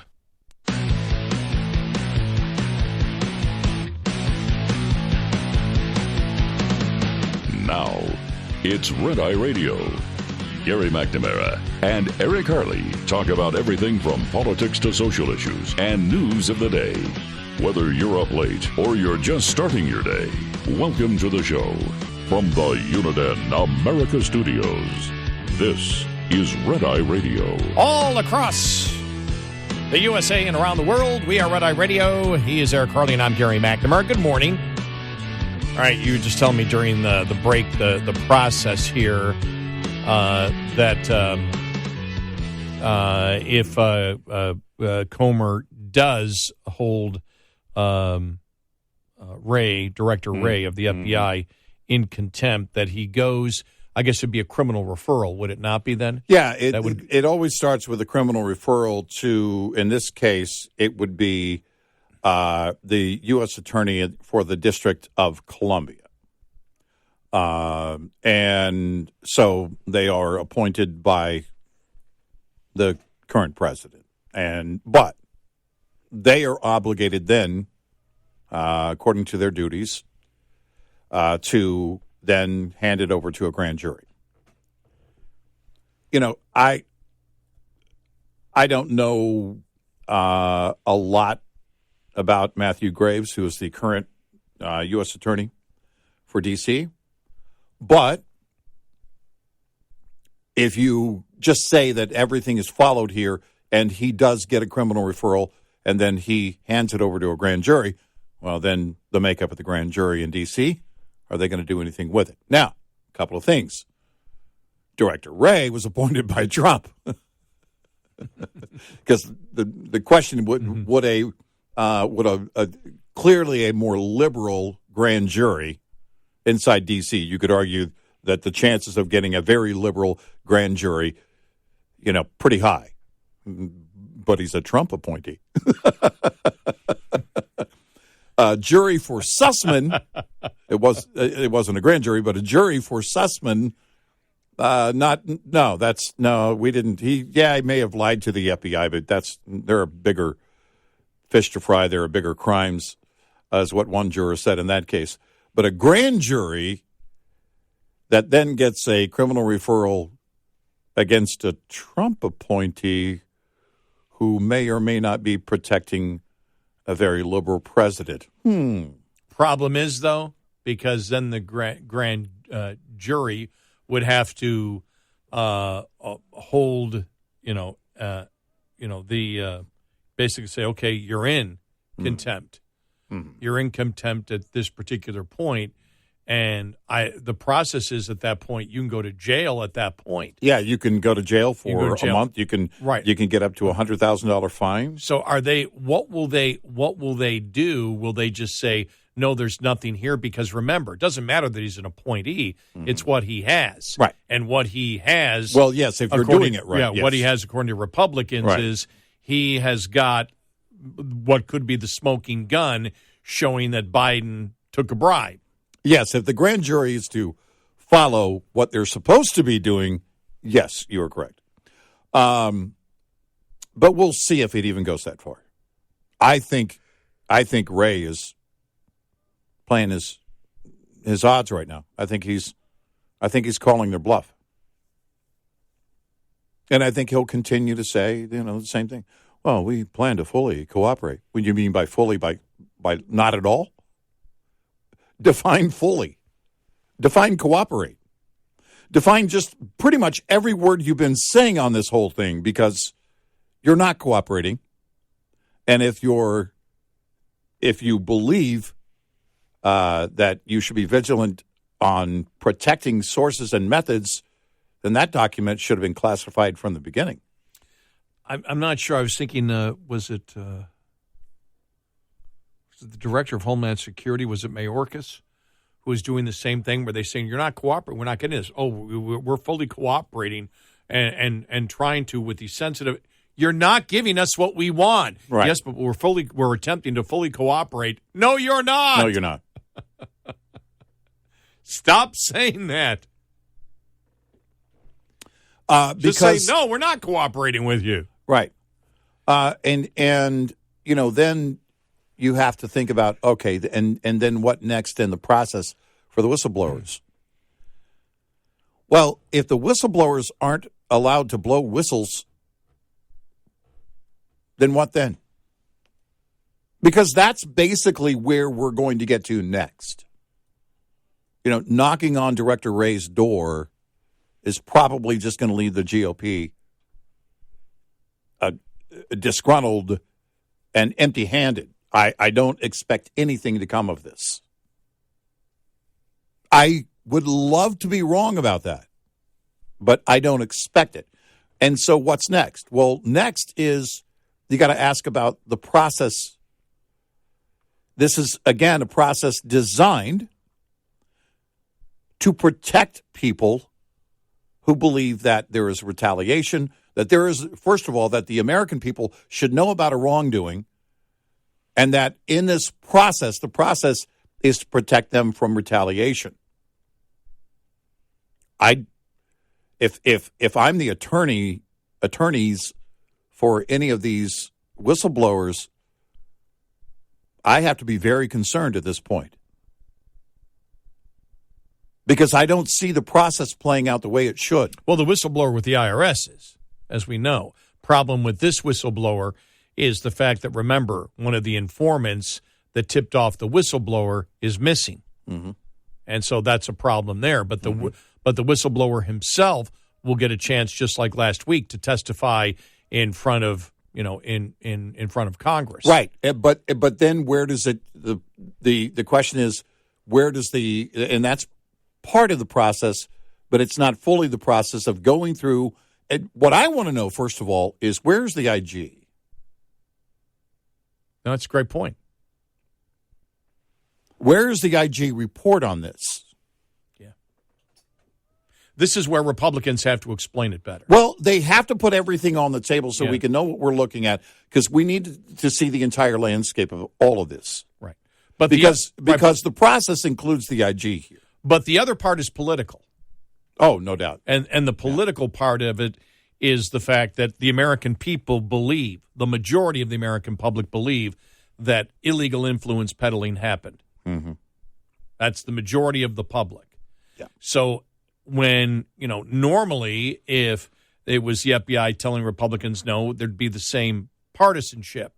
But as of now, you have over 60% of Americans that believe that Hunter Biden was involved in illegal influence peddling, and was it 51 or 53% believe the president was already? All right, and the fact is, people view influence peddling as being illegal to begin with. Mm-hmm.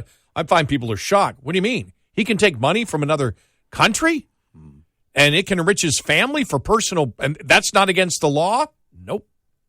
No. Only if you can show he did the quid pro quo. Right. Is it against the law? Because that's when it becomes a bribe. But no, foreign governments can enrich a president's family, and as long as you can't prove what the president did in return for it, the president can get away with it. That shocked a lot. Talking to a few people this weekend, they went, well, that's unbelievable. How can you're president of the United States? You shouldn't be able to take money from foreign entities as president of the United States, or back then, vice president of the United States. Mm-hmm.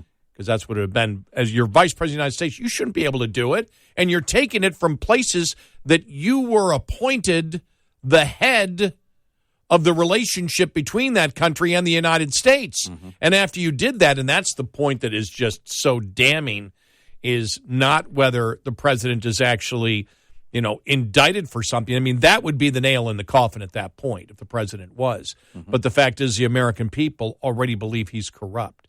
Because corruption doesn't have to be illegal. It is the fact that the perception is there that you're on the take. And that's what the American people believe. Mm-hmm. And even a significant, I don't know if it's a plurality, but it's a pretty big minority of Democrats believe something stinks in the Biden administration. So the political part is one of it. And if the FBI continues to stall, the Republicans say, see, they're protecting him. And there is a great case. Independents and many Democrats will look and say, all right, as we said earlier, the IRS case, he evaded taxes. He didn't report it. You know that. You got his taxes. You know that he didn't report it. Mm-hmm. He might have reported it later on after you caught him, but he didn't report it until after you caught him and paid taxes on it till after you caught him, which still means he's guilty of something. You haven't done anything. It's been 6 years. What's taking so long? That doesn't make sense to anybody when it comes to the IRS. And so when the IRS whistleblowers came in and said, no, they're trying to bury this thing. Yeah. Remember, there's two whistleblowers there in the IRS situation. Right. Two whistleblowers. People go, my God, what in the hell is going on? One is the supervisor. Yeah, one's a supervisor. And the other one is the one that just came forth last week when the Department of Justice pulled that investigative unit away from the investigation. That's when the other one came forward. Right. So that's really damning at that point there. Yeah. By the way, the Republicans can use that big time, especially with the average person, to say, and now the Democrats want the IRS to come after you. Yep. And that's where they can use that as a sledgehammer, in 2024 if Biden is the nominee. Yep. All of this is very clear for anybody who's paying attention. And the public seems to be. They seem to understand what's going on. For a majority to believe that the president is corrupt, yeah. That means people are paying attention. The media is not covering it in the way that the public understands it, Well, according to the polls we brought you last week, at least. And again, if on the one whistleblower front on a possible quid pro quo, that would mean the end of the Biden presidency. Yes. If the evidence were clear, then it would just be a matter of time before Biden would have to resign. That's how big this is. Yeah. I don't know if that evidence exists. If what they're claiming is evidence would be so clear, have no idea. But tell me it's not worth pursuing. Well, it doesn't. This thing changes. Doesn't matter. Well, it's not an official document. I don't even know what that means. Right. You're writing something down as possible evidence of influence peddling, but it's not official? Right. Because that sounds like, to me, right, you're trying to say, well, it doesn't really exist. Right. And they didn't say that. Why was it documented? Why was anything written down? Why is it being kept? Right. Simply submit Who has authority over that document if not the FBI? Because either way, whatever you're trying to imply, it goes nowhere. Because if you're trying to say, well, it's not an official FBI document, then who does it belong to? Every turn, they're trying to stall this thing, and for good reason. I mean, but for them, it is the ultimate, because if it does lead to something politically for the end of this presidency, it would be the largest presidential scandal in U.S. history. Yeah. And if the document came out and they reported and said, yeah, the document does verify that the allegation that he took a bribe, then the media will be on it at that point. There's no way you can ignore it. At that point, you'll be on it, and I think will the FBI be embarrassed? Is this to protect the FBI? Does it have nothing to do with Biden? Is it the fact that the FBI has been sitting on this case too?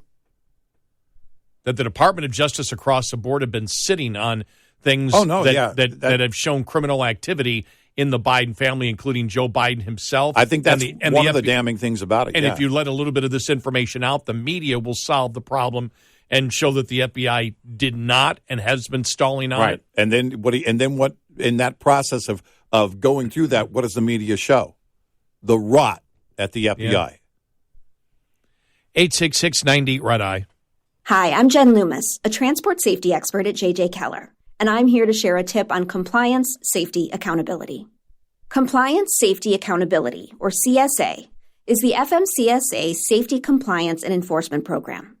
Its goal is to hold motor carriers and drivers accountable for highway safety and to reduce crashes, injuries, and fatalities on our roads. CSA does this by assessing the safety performance of motor carriers and drivers based on data collected during roadside inspections, crash reports, and FMCSA investigations. Based on the data that is compiled, motor carriers are assigned a score. The carrier is then grouped with other carriers who have had a similar number of safety events. Carrier scores within the group are then ranked to determine intervention priority. Low scores are better, so carriers with the highest scores are those that are most likely to be targeted for intervention by the FMCSA. Interventions range in severity and may include warning letters, roadside, off-site, or on-site inspections, civil penalties, or operation out-of-service orders. This tip was brought to you by J.J. Keller & Associates. Visit us at jjkeller.com. Get in touch with Red Eye Radio, toll free at 866-90-RED-EYE.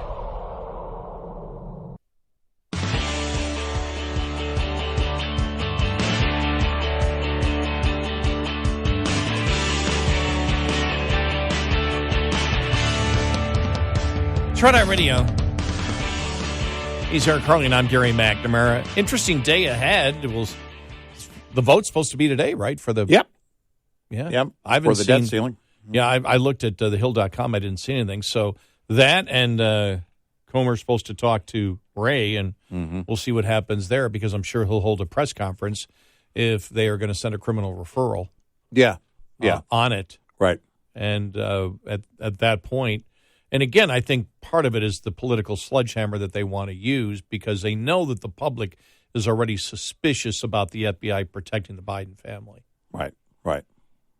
Yeah, and I would think before a criminal referral is sent that we would know the answer to, all right, what do they mean when they say this is not an official document? What are they trying to what tactics are they using to stall officially? Mm-hmm. That's one thing that Comer and I think McCarthy have to explain to the American people. Well, you already have the two whistleblowers stating that the Department of Justice is the one that is keeping the IRS investigation on Hunter Biden down. Right. They came in and shut it down. Right. You've got two separate whistleblowers. You've got a ton of other FBI. We talked about the FBI agents that whistleblowers that testified a couple of weeks ago. Right. And so it's not just in one particular case. There's a number of cases going on here, all that seem to be dealing with the Bidens in some way, where it doesn't seem to the public that normal law enforcement procedures are being followed. Yeah, and you're really not seeing the defensive posturing from the DOJ on that one that you would normally see. No. And by the way, you can throw in from the FBI and the Department of Justice, you can throw in the classified information things with Biden. Right. Yeah. As compared to Trump and how they're doing it. So it's across the board where there's already great suspicion that the FBI is protecting Joe Biden. Right. Instead of doing their job, which is to investigate wrongdoing, right, they are stalling the investigation of wrongdoing. That's what's coming from the whistleblowers directly. Yeah. And, we should be learning a lot more. We should know the details of what Comer's being told. And if you're going to make your case with the American people, which gets you leverage, then they should be doing that better. And I don't expect Wray to do anything more than what he's doing now. It's going to have a phone call with somebody. Nobody cares. He doesn't care. He doesn't care about cooperating, clearly. And then they keep saying, well, we plan to keep cooperating. You haven't started. Yeah.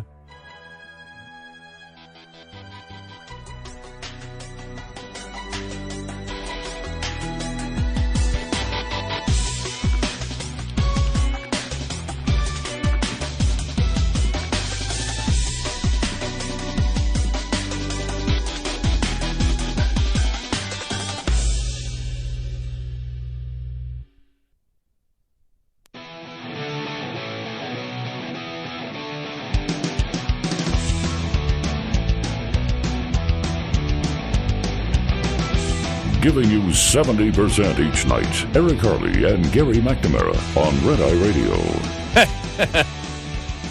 I like the 70%. Yeah.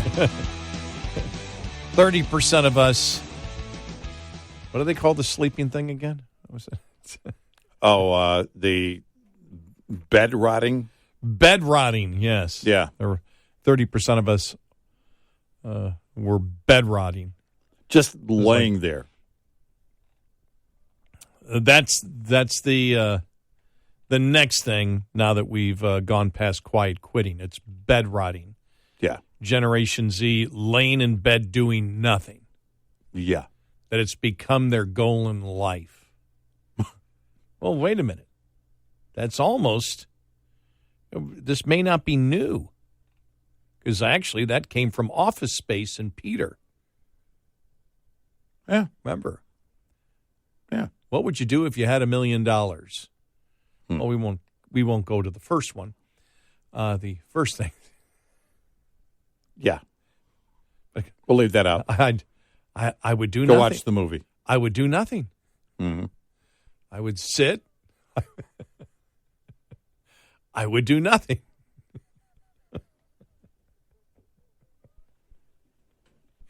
That would make me nervous. Maybe that's where it came from. Peter on Office Space.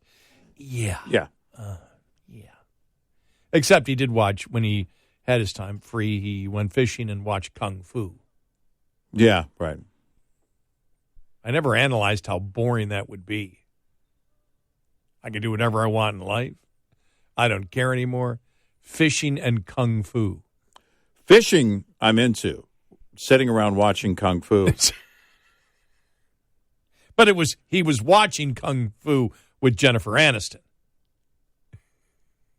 Well, that's an important part that you left out. Yeah, that is an important part. It really is. I still think it would be boring. Yeah, I know. Can we get up and do something else, please? Yeah. Anything else? All right. We had wondered, whether DeSantis was going to come out strong against Trump or not. Mm-hmm. And just reading a couple of articles here. One from Semaphore.com, which is a political website, looking at America's political landscape. And the headline of this article, which came out, and this is about yesterday. In Iowa, DeSantis saves his toughest Trump hits for the press. Florida Governor Ron DeSantis mocked Trump on Tuesday, calling some of the former president's criticism of him ridiculous and suggesting that his rival had moved left for political advantage. Quote, he used to say how great Florida was, DeSantis told reporters at Eternity Church after his first rally as a presidential candidate. Hell, his whole family moved to Florida under my governorship. Moments earlier, at the first rally of his campaign, DeSantis had put a silencer on his friendly fire, opting to hone in largely on attacking Biden with Trump criticism that was mostly left implied. Republicans could lose in the 2024 election, he said, if they got distracted from the referendum on the failures of Joe Biden. They needed to elect a two-term president. Trump would be limited to one because we could bring George Washington back, and I don't think he could even fix it in a single term. And a president should know you do not empower somebody like Dr. Anthony Fauci. You bring him into the office and you tell him to go pack his bags.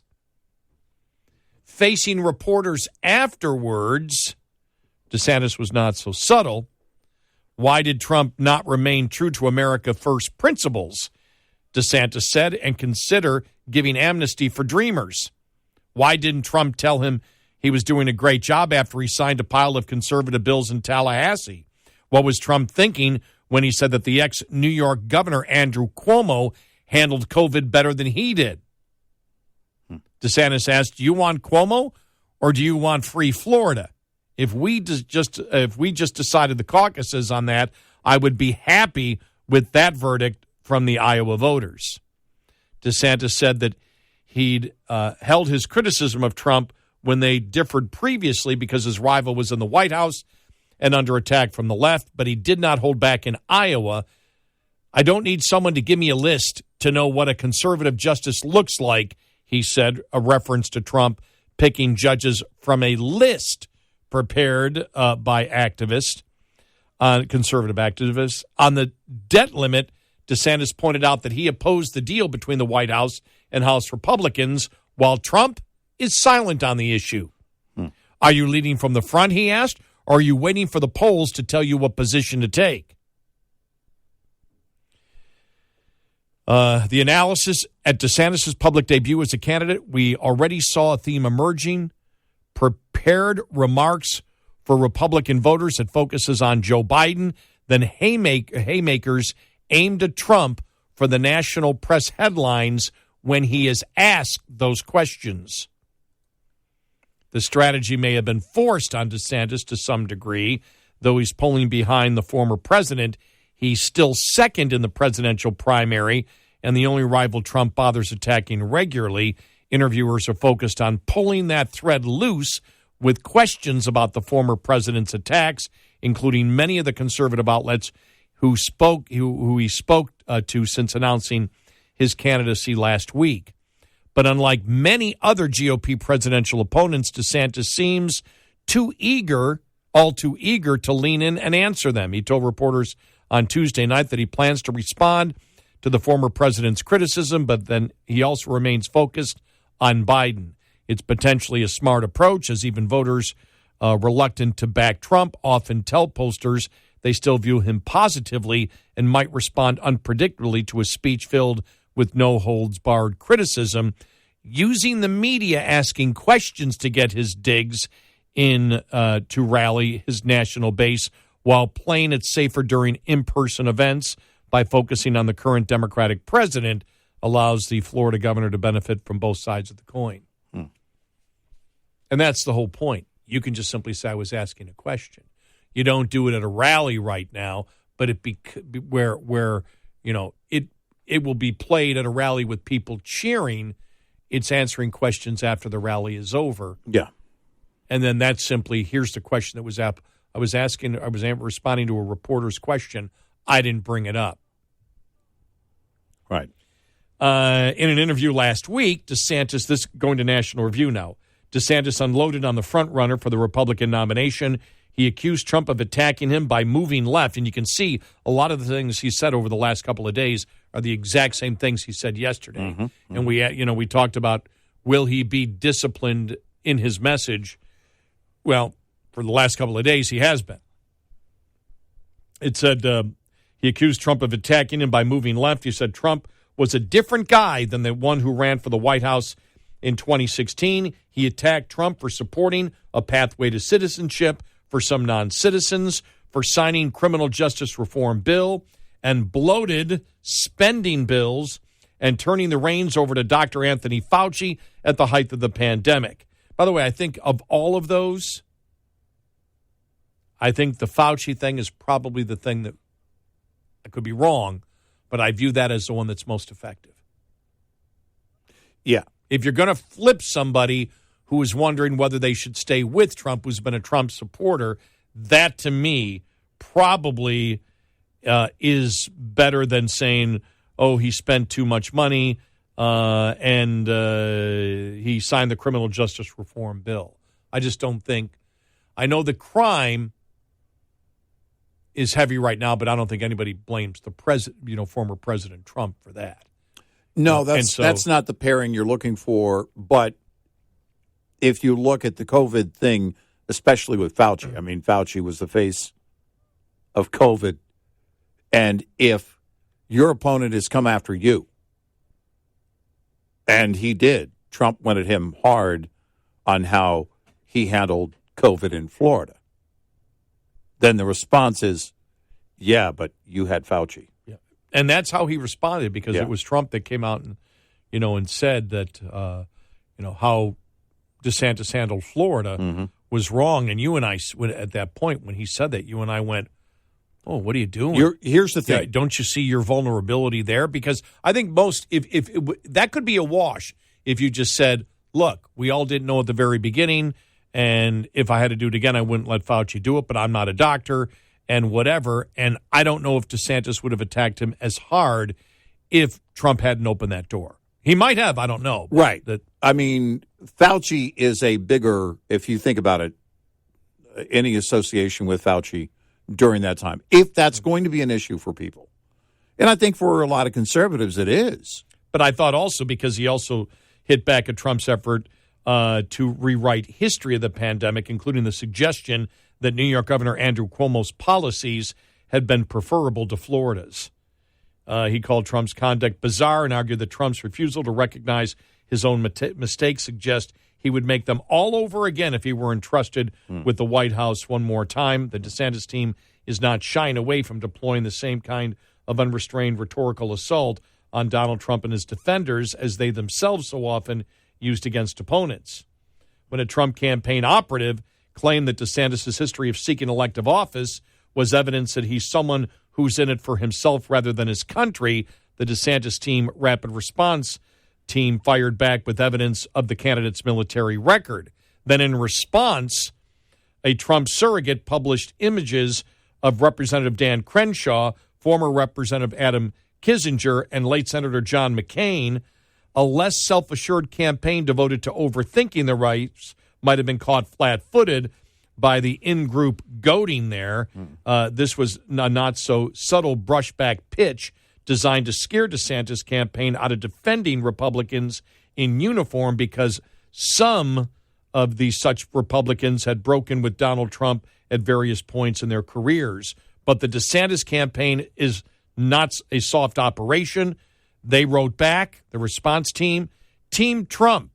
Being in the military doesn't mean the S word, S-H, you know the word. Mm-hmm.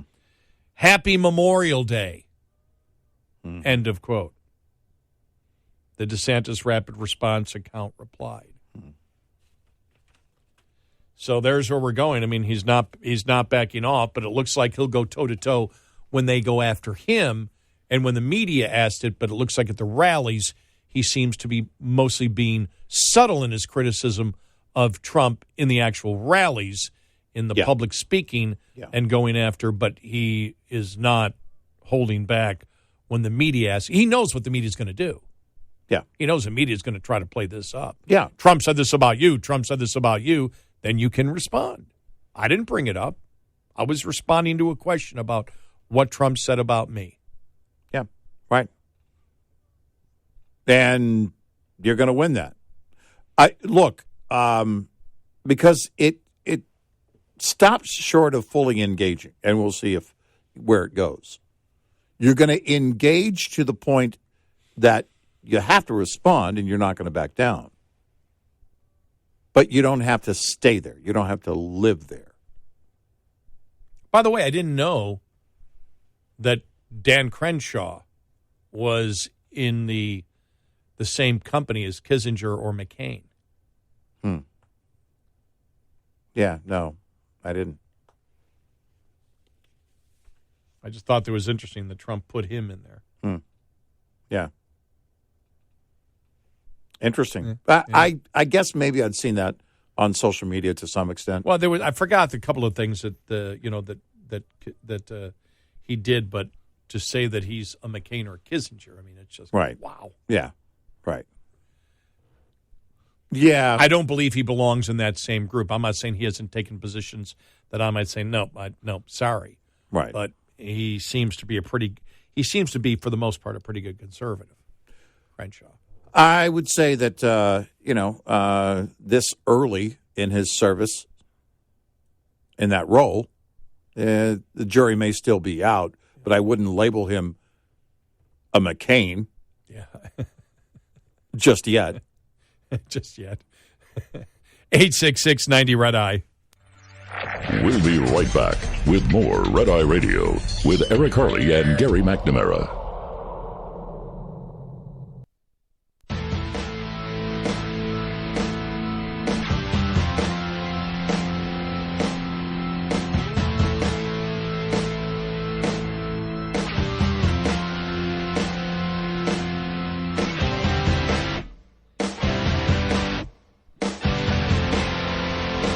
It's Red Eye Radio.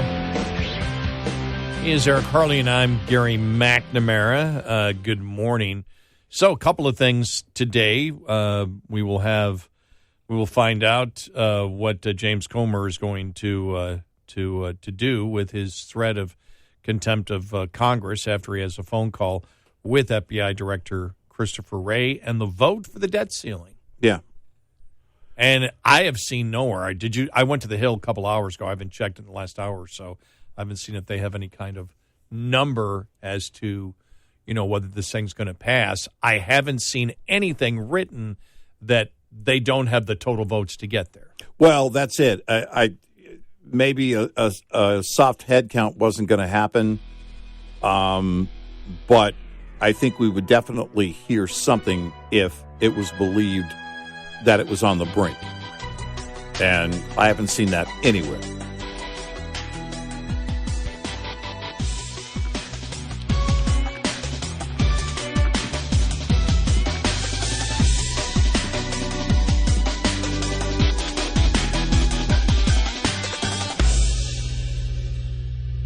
This is Red Eye Radio on Westwood One.